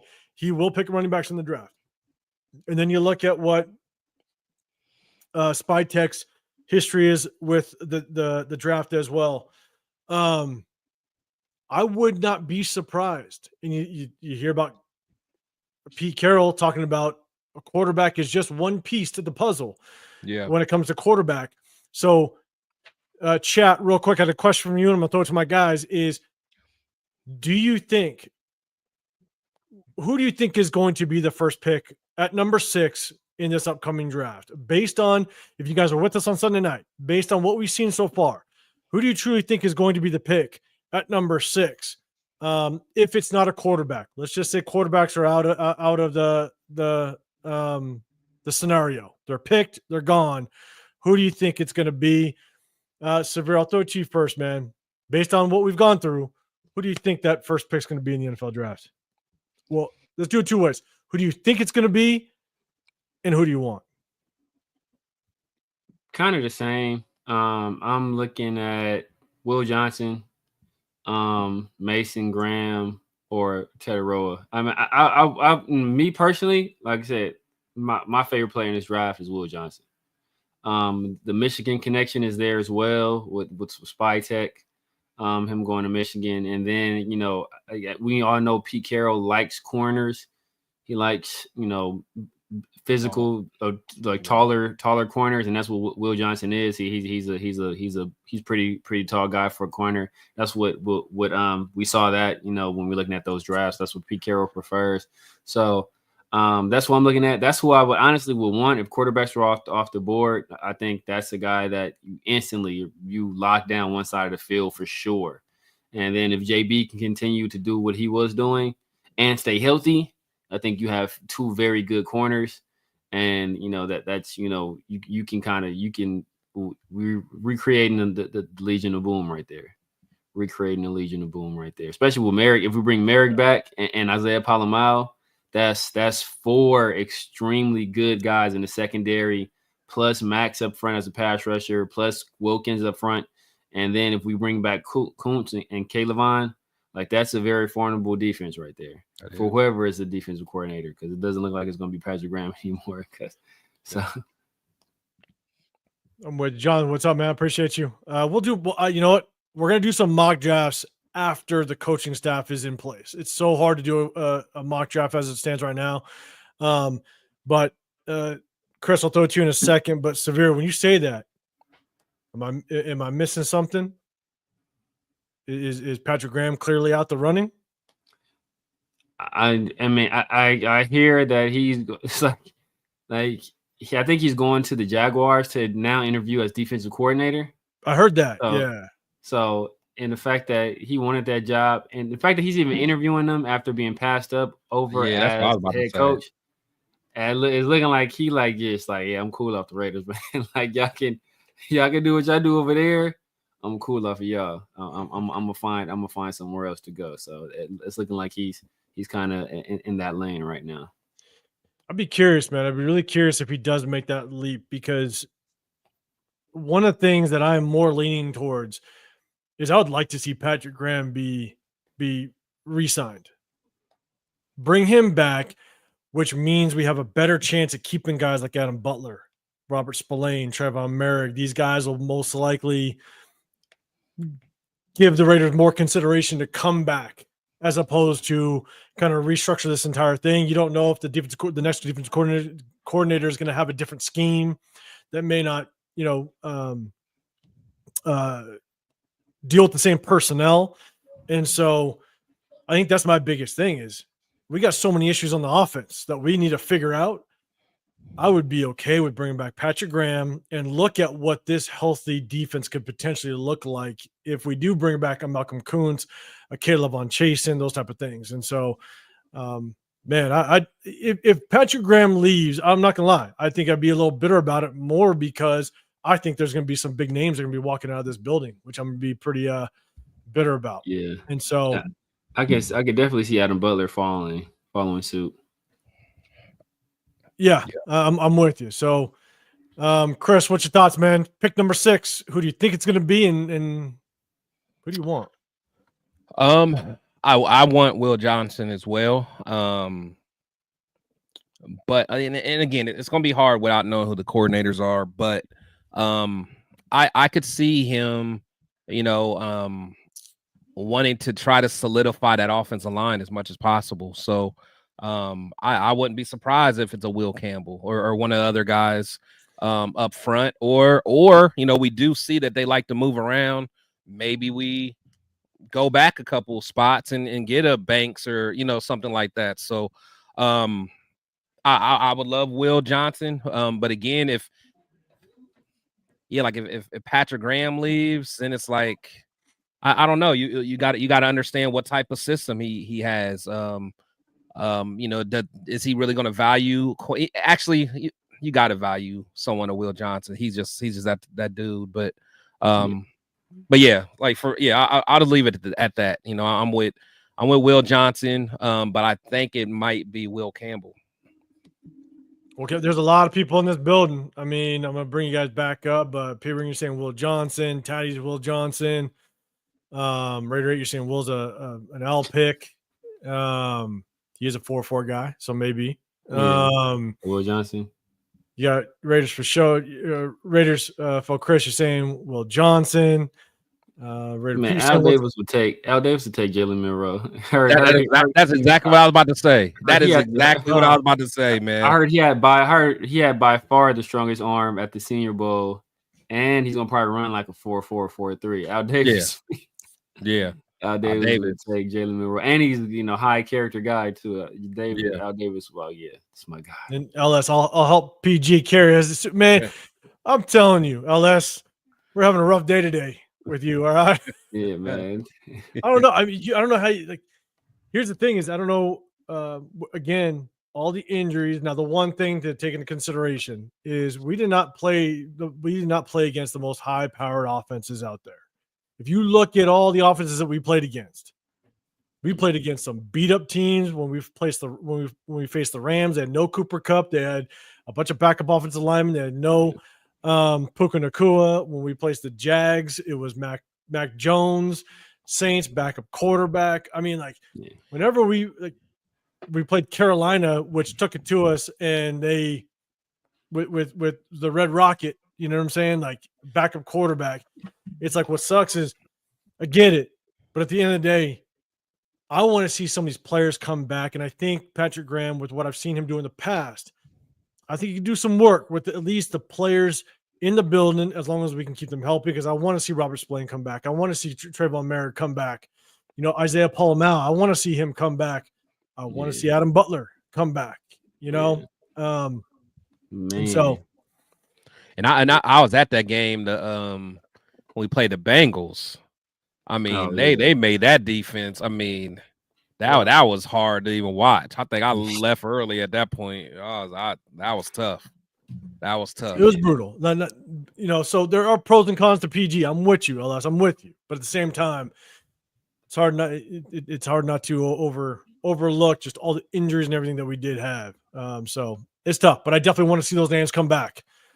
That's on me. That's for me. So when it comes to the draft, at least on my side, I'm with you guys. I think because Pete Carroll's there's a really good chance Will Campbell comes this way.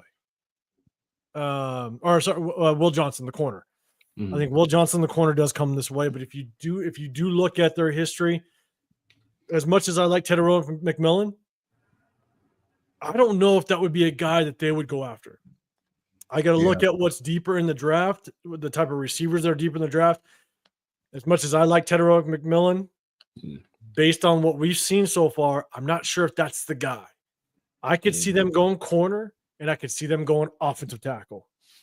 Those are the two guys those are the two positions I could definitely see them going. And honestly, I wouldn't be mad at it, man. The more and more I look at that, I watch that the Will Campbell kid. I mean, the corner. Will Johnson. Will Johnson. I keep getting Will Campbell, Will Johnson mixed up.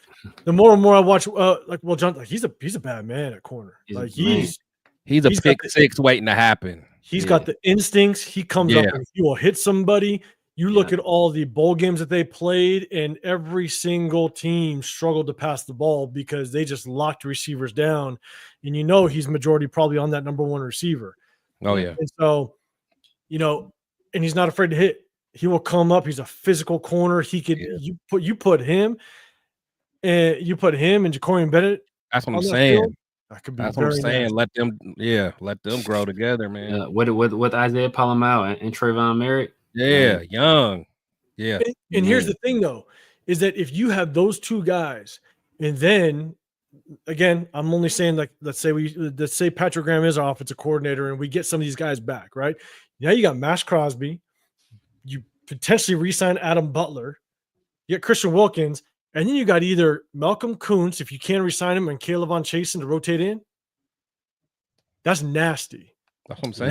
Now you have a chance at locking down in the secondary, and you have a front four that's going to get after every single quarterback. Like that could be a nasty defensive setup.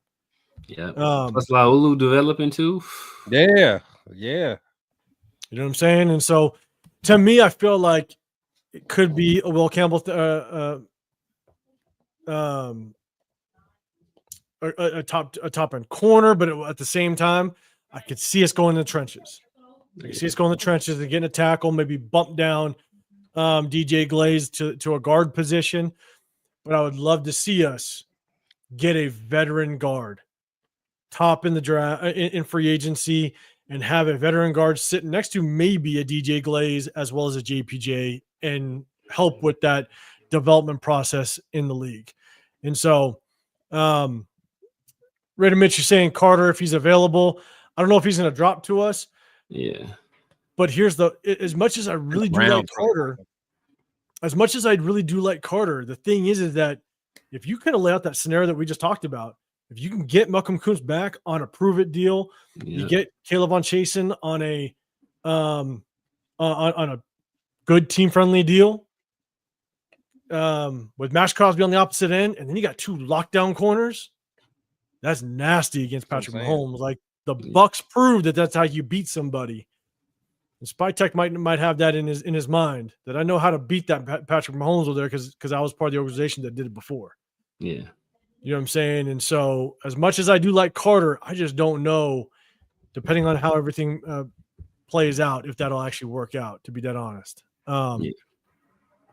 So that's just me. Again, guys, appreciate everybody in the building. Make sure you hit up Chris Protect Show podcast, The Severe Raider. To my right, I'm 805 Raider, Real Talk Raider Nation. Hit that like button, subscribe.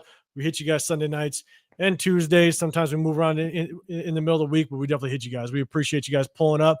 We're going to talk last subject. And it's just the offensive coordinator, defensive coordinator talk. We'll touch on that real quick before we get out of you guys, and you guys can move on and enjoy your night. But yes, Myra, appreciate you. Hit those like buttons, people. I appreciate you. So let's talk real quick. Offensive coordinator, defensive coordinator. A lot of moving pieces, but names are dwindling. And so we definitely got to get some guys in. I expect probably some news this week. I'm not sure how you could take longer than this week. So we got the Bucs that are now looking for an offensive coordinator. Yeah. Liam Cohen's gone. He's with the Jags. And so the Bucs are looking for an offensive coordinator. You got the Saints that are still looking for a head coach. And then once they get a head coach, then they're looking for an offensive coordinator. You got, I think, Aaron Glenn over the Jets, still looking for an offensive coordinator. There's still positions that need to be filled. And so, Chris, I'll throw it to you first. Let's talk about the offensive side first. Where do you think we're moving when it comes to the offensive coordinator talk? Yeah, I still like slow it. I know we talked about it the other day. But I will say McFleur is growing on me. I didn't really think about it at first because I'm like, why would he leave? But the opportunity to kind of put his stamp of approval and actually kind of run his own show would be nice. But again, we don't have a quarterback, so it's not going to be why would you leave that situation? So yeah, I would say Sloak because I think he can hit the ground running, and I think he's going to have a lot to prove. And yeah, I'll go there. I'm with you. It's a good name, but here's the thing I'd be really curious about. We'll talk, Arnie. We'll talk about this for a second because I think it's gonna be a quick conversation. I wouldn't be surprised if Slowick goes over to the Bucs. You go over there being OC. You got Baker Mayfield already locked in. You got Mike Evans. You got Cade Otton. You got McMillan. You got a good running game. You got Chris Godwin that will most likely, if they re-sign him and try to bring him back off of injury, it's like you already got an offense to rock with. Yeah, you get the ground running. You're not going to go be a head coach anywhere. Obviously, the Saints still have an opening, but like you're not going to go head coach anywhere. So you're going to go find an OC job. I could see him go, hey, let me go rock with Baker Mayfield over there. Got some pieces, yeah. You know what I'm saying? Because he's always been in that conversation of a potential head coach. Yeah. You know what I'm saying? So if he just goes and rocks over there for a second, for one season, does good with Baker Mayfield, he might be in the talks of the next head coaching cycle. Dave Canales and Liam Cohen, like the consecutive years, 1 year, 1 year there, they're head coaches. So like I don't know about y'all, but like Dave Canales wasn't on my radar. Like I was, he's the next head coach. Like he came out of nowhere. So it's like you go over there and you do your thing for a year. You're sitting pretty. So I mean, Slowick would be ideal, but like as you guys said, I don't really see that happening. Like there's gonna be more attractive jobs out there for him. It's gonna be tough for us to find a true offensive coordinator. I know Shane Waldron was a guy. I know he left Seattle, went to the Bears. The Bears fired him, but he was in that Seattle organization for a while. Pete Carroll, I'm sure, trusts him. I'm praying, I'm hoping against hope that it is not Darrell Bevell. If it's Darrell Bevell, bro, all hope will be lost. Oh my God, I'm going to go bananas. But I don't know. A little bit. It's not. I mean, it's not. I mean, I hear there's some interest in Bo Hardegree. I don't know what I feel about that. I don't know how I feel about that. I'm not. I know. Ain't no kind of be happy, and the guy like, yeah, my dog. Oh my God. But I don't know how I feel about Bo Hardegree. Now I'm hearing David Shaw. People that name's being bounced around a little bit. I'm not a fan of that either. It's gonna be slim pickings, man. It's gonna probably be somebody like we don't know, somebody that has previous ties to Pete Carroll in some form or fashion. But it's gonna be tough just because it's a competitive market out there, and we don't have a competitive roster on the offensive side of the ball. Yeah, I'm with you. Cole Kevin saying Coots' numbers projected $18.5 million per season. I mean, I haven't seen that. That would be shocking. Not coming off an actual number. That's crazy. Yeah, not coming off the injury. I mean, I think that number, and again, don't quote me, but I think that number is bigger than some top tier edge rushers. Yeah. I mean, I would be cool if we were throwing maybe 8 to 10 mil a year. Maybe first year is kind of a prove it year, or even maybe just get him for like a 2 year and like a 2 year, maybe like a $16 million deal. Knowing that, hey, you finish off strong, you coming off injury. We know what you can do. Yeah. Prove it to us that you can continue to do it, but we know what you can do. So we're going to throw you a bone a little bit. And so, but 18.5 mil, that's crazy. That's crazy. But you know what? Like, he may get it if someone like Patrick Graham goes somewhere else to the Jaguars, and he's going to be like, let's go get that guy. Maybe, you know what I'm saying? Yeah. If you got someone that'll vouch for you, different. Yeah, that's what I'm saying. Yeah. And so Arnie, you're saying what is the second full year evaluation of Tyree Wilson, our 7th pick in the draft? Are we talking blocked or unblocked? What are we talking about here? Baby, the YMCA swim you got. Yeah, man. It's just, it's just watching Jalen Carter play. It's just frustrating. It's like watching when we drafted Jamarcus Russell, and I had to watch Calvin Johnson just destroy the league. And I'm just like, yo, man, like we were right there. Like we had one job. We had one job, and and it's even worse. Lane Kiffin wanted to do it. Yeah, but it's even worse with Jalen Carter because everybody knew he was like the one. He was, and it's like there's no way in the world. If you would ask people pre-draft, there's no way in the world he's not getting past. He's not getting outside of the top 3 picks. And we were sitting right there. And we needed a defensive tackle at the time. Like we didn't. We needed a defensive tackle at the time. That was our number one need. That was our number one need. That had been our number one need for years. Like, bro, right. You get somebody that can create some pressure up the middle, so they can't, so if when they step up in the pocket, like it's a guy there. It'll allow Max to get off. We didn't know Chandler had gone crazy yet. But and we passed on him, man. Just watching Jalen Carter do what he did. Jalen Carter, the refs is gonna have their say on it. They ain't gonna let it happen. But in any other league, Jalen Carter would be a Super Bowl champion, right? Or well on his way to being a Super Bowl champion. We know that's not gonna happen this year for them. The refs got their money on. But like he's the best. He's the best defensive player on a Super Bowl caliber team, and it's crazy. So Arnie, got another question, man.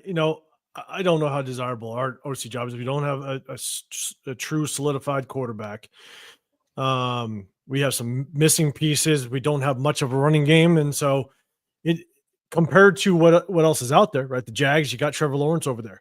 Bucs, you got Baker Mayfield. So, and with Liam Cohen leaving, that opens up another position that now kind of pushes us down the totem pole as it relates to desirable jobs. Depending on how you think of Aaron Rodgers, an OC can go over there and work with Aaron Rodgers, depending on what you think about him. And so I think, I'm telling you, we're getting pushed down the list a little bit with all the open jobs. But here's my thing is, if we can't get a young offensive coordinator, up and comer or what have you, I know someone threw Frank Wright's name out there. If we can't get a guy like Slowick, which I can't imagine Slowick wanted to come over here in our situation. I can't imagine it. I got to imagine he's going to get a job that's going to help him keep in the running for a head coaching position. I'm really interested as to what the Saints do at the head coaching position. I'm really interested. Yeah. Because if rumor has it that what's his face, the Philly offensive coordinator, Kellen Moore. Yeah. If he does get that Saints job, as time goes on, if the Saints don't make an announcement by this week, there's a really good chance. It's probably gonna be him. Yeah, they're shooting their shot at Kellen Moore. And so if that happens, I would not be opposed to Mike McCarthy potentially coming in. I wouldn't be opposed to it. I'd love to see with the development that our offense needs, I'd love to see a true play caller come in. And if Mike McCarthy can truly just be an offensive coordinator, that's it. No head coaching duties, obviously nothing.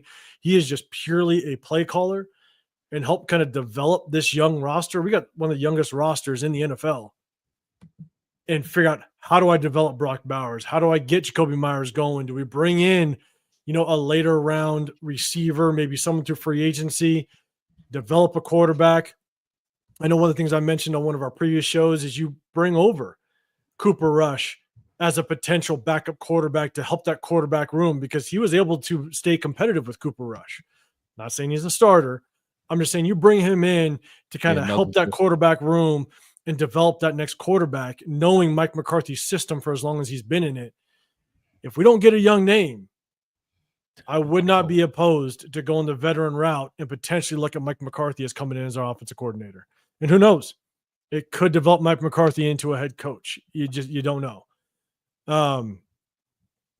But I probably would rock that way a little bit. How old is Mike McCarthy though? He could be too young. Is he? He could be too young. Like if you don't qualify for a senior discount, you can't coach with this team. You got to hit the social security numbers. That's what you need to hit. What about Leftwich? I like Leftwich. Yeah, he got ties to John Spytek, right? Yeah, that was there at the same time. Yeah. But then again, I guess honestly, I don't have much. Did probably show him the door. I don't have much. I don't have much of an opinion on Byron Leftwich. I'd be really curious. Do you guys know, or chat? Let me know, because I don't know. Do you guys know how that relationship was with Tom Brady, or how it ended, or? It seemed like they were good from my understanding. I mean, again, I wasn't paying enough attention to know the inner workings, but yeah, I'm not sure. Yeah, I have no clue how that ended. I do know that wasn't Byron Leftwich fired before Tom Brady left, or was it after Tom Brady left? Yeah, I think he got that Super Bowl with him. I think. I know he did, but then Tom Brady played another year after. Well, yeah, after. And I don't know if Byron Leftwich was still. I don't remember. I'll be honest. Yeah, I don't remember either, honestly. What year did what year did Tom Brady leave? 2022, I believe. 2, yeah, I think 2. I think no. So it was Byron Leftwich. It was Dave Canales and Liam. So it had to be 2023, because Dave Canales was 23-24, and Liam Cohen was 24-25. So he had to get fired 2023. Had to be So the end of the 2022-2023 season would have been his last one with them. And he got head coaching interviews around that time, I want to say. He did. He did. Yeah, because a lot of people were, because I remember him, and at that point, him and Bieniemy both were big names, and they both got passed up. You know, people were surprised about that. But yeah, to me, Leftwich, I don't know why he's not brought up more. And I mean, with Spytek, you know, I don't know what kind of relationship they got, but I don't know. No, but the tribe, stop it! Don't you bring up that name in this chat, damn it. Greg Olson, kid. Greg Olson. Nah. I've been hearing rumors. I hope them rumors are from. I've been hearing rumors about Tom Cable too. Bro, that's gonna piss me off. I ain't gonna lie, that's gonna piss me off. Oh, there you go, right there. Yeah, that's gonna piss me off, man. Tom Cable ain't been a good coach since he punched Randy Hansen. She's throwing balls on the sideline. Exactly, man. He socked Randy Hansen, bro. He just go somewhere. He is always the reason we always want to go back to the power running scheme, because he tries to install the zone, and we always be like, it don't work. You know, and we get rid of him and try something else. Every time. He's the one that wanted us to draft. He's the one that wanted us to draft Leatherwood. That's what I'm saying. The one that pushed for that. And if we got him, Andre James going to sign a 5-year extension. Oh my goodness! He loves some Andre James, do that, bro. That's what I'm saying. No to Tom, man. That's his pet project. Yeah, that's his pet project. Andre James. No to Tom, man. Yeah, Greg Olson was a horrible offensive coordinator. I could not stand it. Now, mind you, Greg Olson came back. He did help us get to that playoff run. He did. Yeah. I'll give it to him. But if y'all remember that that last play of the Cincinnati game, which was probably one of the worst plays I've ever seen drawn up in my life. Yeah, like why is he even there? That was horrible. Why is anyone in front of the end zone? But you put Darren Waller on a speed out to the sideline.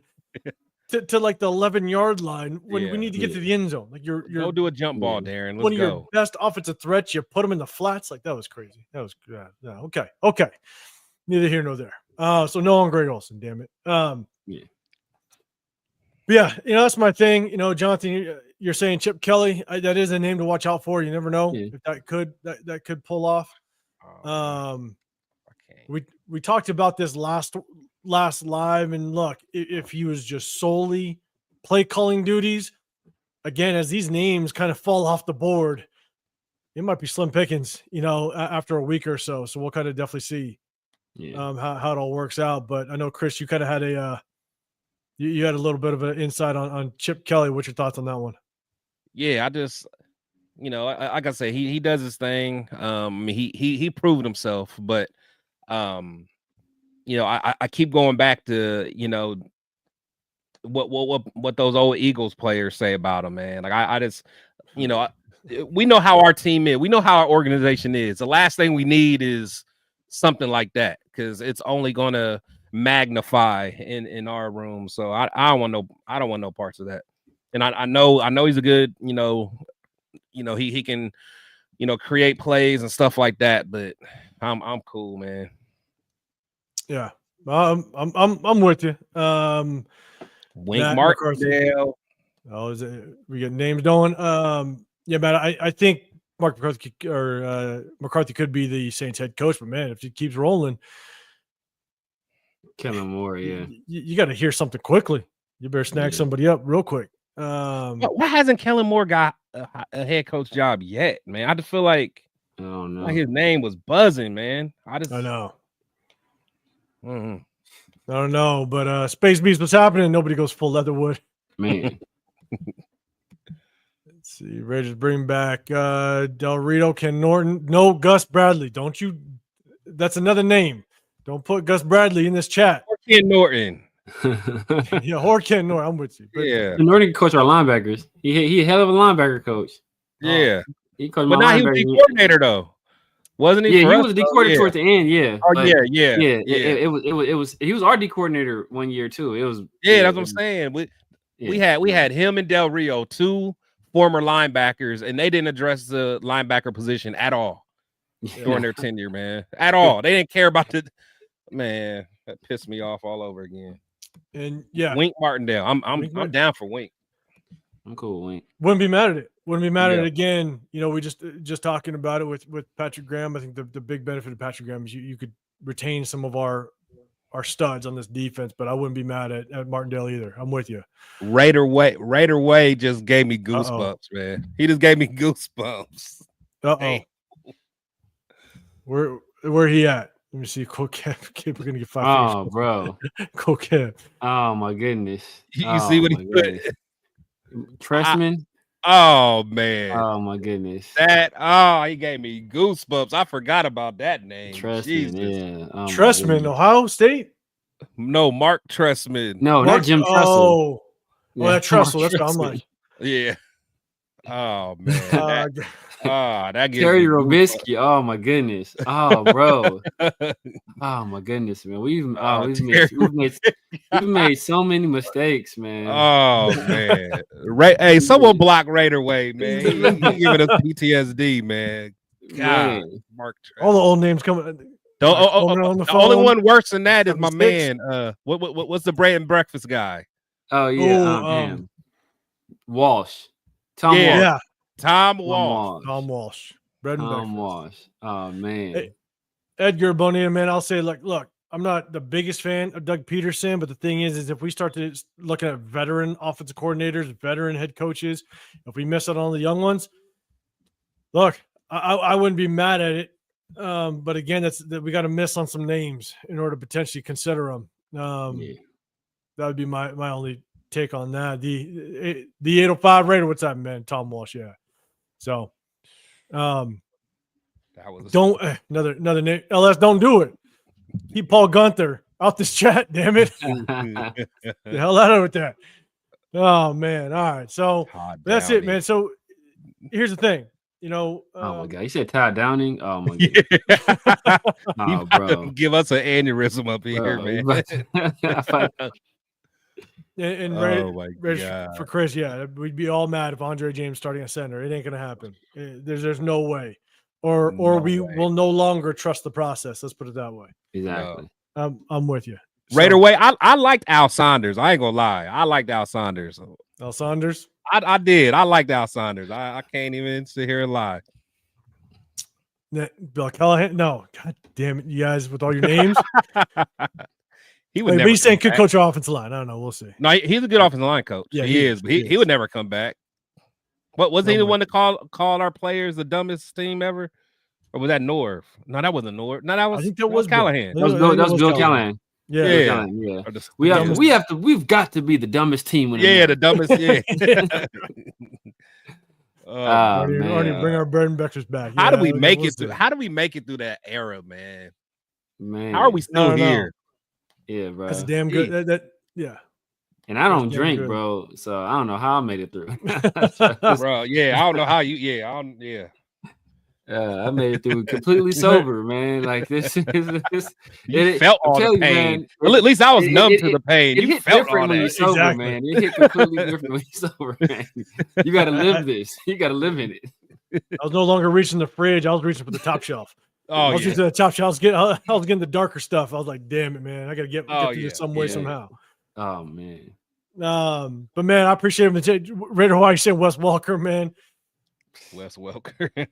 he's still the receiver coach over at Miami, right? I think he is. Todd McNair. I think Todd McNair. I think he coached with Pete at SC. I think he's with the Bucs. I think he's with the Bucs for a little while. Todd McNair. Oh, again, yes, you're saying Callahan would drive most fans to drink. Yes, yeah. I'm with you. And Easy, you're saying Hugh Jackson. That just do it. That's Chris's boy. That's my dog. Do it. He'll never get a shot. His only shot was going to be with AP and Marvin Lewis. Yeah, he's blackballed from the league. Oh damn, bro. That explains everything. This explains everything. That explains everything. Everything. That explains everything. That's right, man. I need to, man. Exactly. I need to do that. That's what it is. That's funny. That's funny. Yeah, Alec has no Super Bowl adjustments. Yes, absolutely. Not even change of play calls.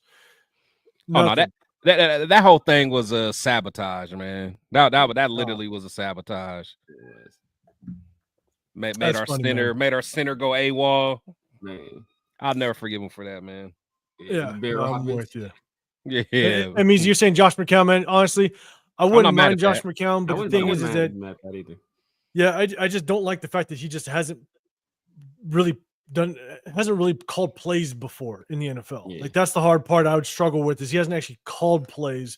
But if you could groom him, if you had the chance to call plays and you had a chance of Pete Carroll grooming him for the position, to be maybe a head coach later down the road, I wouldn't be afraid of it or opposed it. But think about it like this, right? 3 years ago, Nick Caserio and the Texans had basically hired Josh McCown as their head coach. And then they were hit with incredible backlash because there were more qualified candidates of color that did not even really get a serious look. Yeah. And they had basically made a backdoor deal with Josh McCown. And then, like I said, they hit with that backlash, and they reneged, and they ended up hiring Lovie Smith for a year, firing Lovie Smith, and then they hired D'Amico Ryans right after. Yeah, no. But again, if McCown can get I don't know, it's more about grooming him, honestly. But again, because he doesn't have a lot of experience at all with calling plays with our offense, I'd struggle to even see if that would happen. So. Or would work out. But I like the name though, to be honest. It's definitely a guy to watch out for. But man, we were rocking. Go ahead. Now I was saying he probably will need to be like a pass game coordinator for a couple, like, what I'm saying, get more responsibilities. But I mean, I've always been a McCown guy. So I think he'll have a lot to bring to an offense. Yeah. And again, with experience, I would definitely watch out for that name. But I appreciate everybody popping through, man. We were rocking for 2 hours, man. We went over just the presser. We went over, some talks about Max Crosby and the photo that's been going a little around social media. We talked about that. We talked about Spytek and his history through free agency, his history through the draft. And so at the end of the day, I think we have a chance at moving around. We kind of have an idea as his trends as an assistant GM. And so we definitely, I think between him and Pete Carroll, it's going to be interesting to kind of the direction that they go. But we talked about OC, DC, and the potential and a little bit of the draft. So we definitely appreciate everybody popping through. And Stuntman with the super chat, I appreciate you. So TJD. Too loose between the 20s, got to create with corner blitzes or stunts. Here's my thing. I'll agree with you. It was definitely a bend but don't break defense. Yeah, bend but don't break defense. But one thing I will say is it's so hard with the amount of injuries that we had. It's hard. It's hard to kind of keep that consistency and continue to blitz when you need everybody to be on that same page when it comes to blitz packages and all that stuff. And when you have constant injuries, it's hard to continue to create that against certain offenses.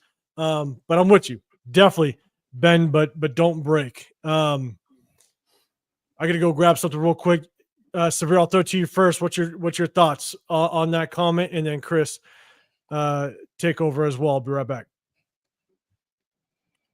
Yeah, I mean, he did some pretty creative stuff with blitzes. I mean, like Nate Hobbs was one of our better blitzers, in fact. So yeah. I think he's a guy that's not going to put our defense in compromised positions, especially if we were able to generate enough pressure with 4 guys, we were able to do it. And if you look at our blitz rate this past year, we were one of the highest rated or highest blitzing percentage teams in the league.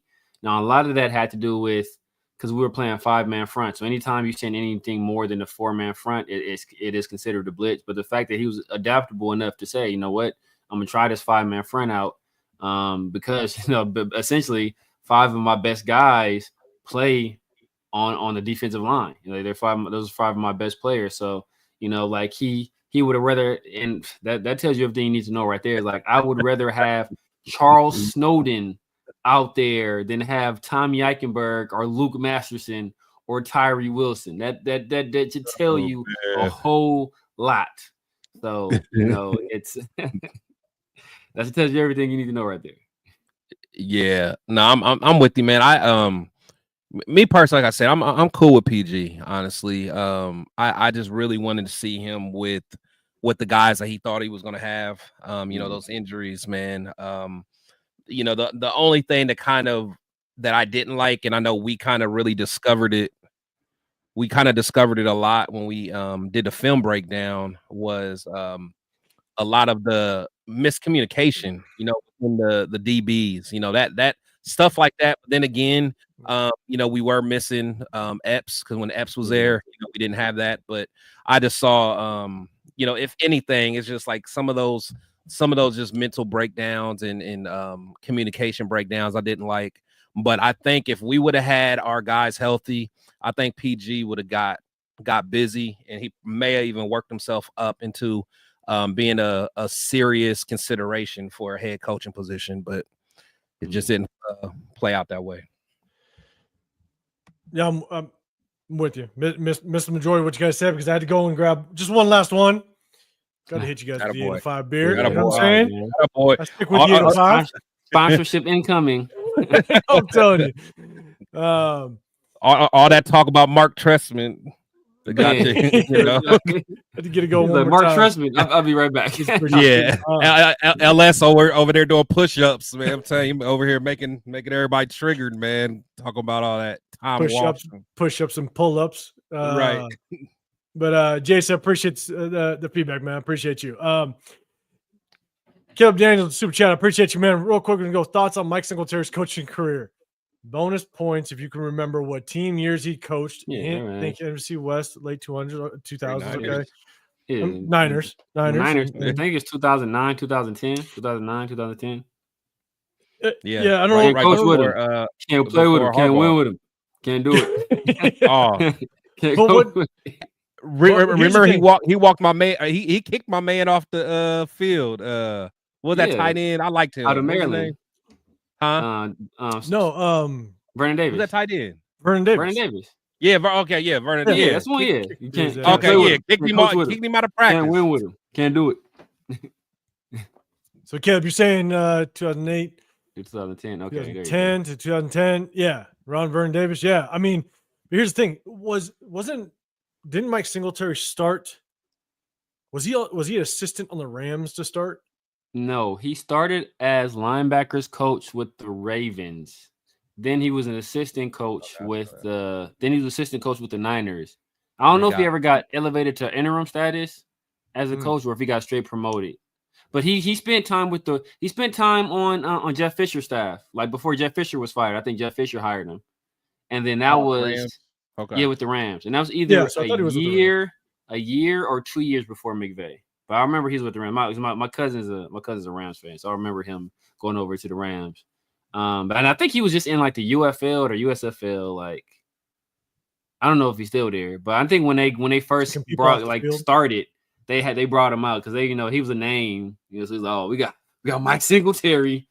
It's like, I don't know how long ago that was, but I want to say that's when they first started. I don't know if it's USFL or XFL. It was one of those leagues did it.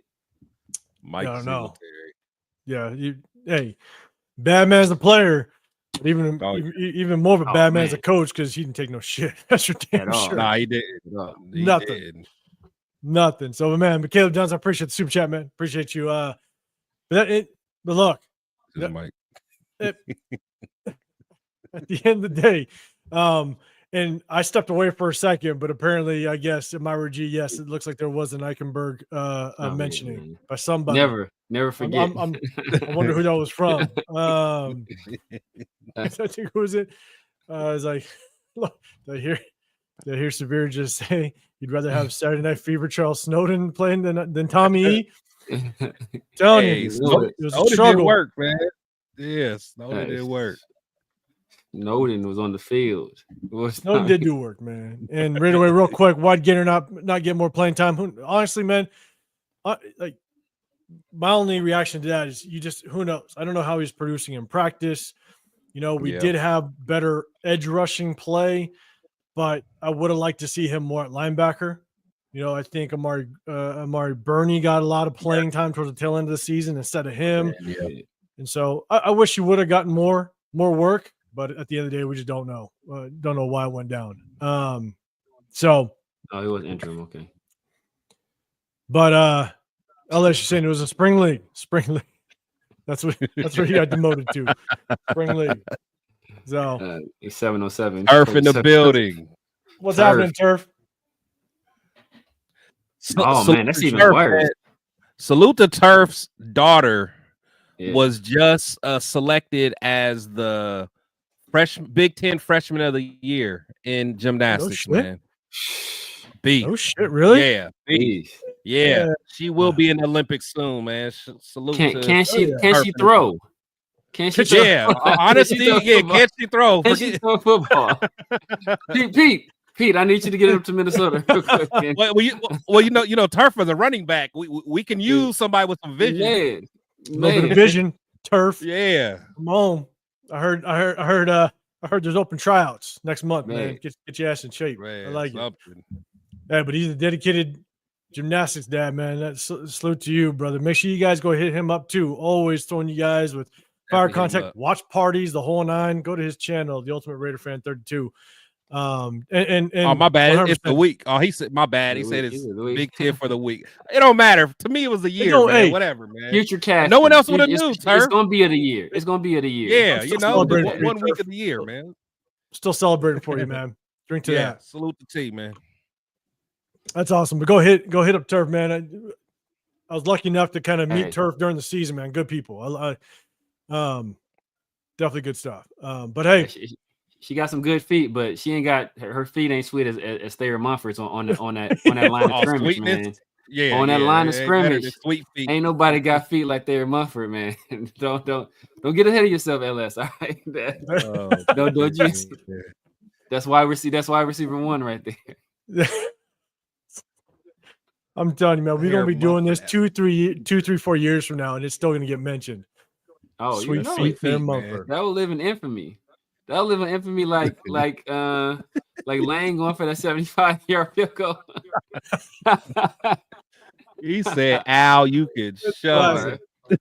Or was it Cable? Was it Cable that tried to run the fake kick and have Sebastian run the ball? Was that Cable? Was that on Cable? I don't know who that was. I remember it. I don't know who that was. Oh man, I was at that game. I was at some of the worst games, man. Those were the days where it literally was. You just knew that they were just in their mind. It was just fuck it. Just why not? Why not? God damn it, man. And Caleb, man, we talked a little bit about Tom Cable.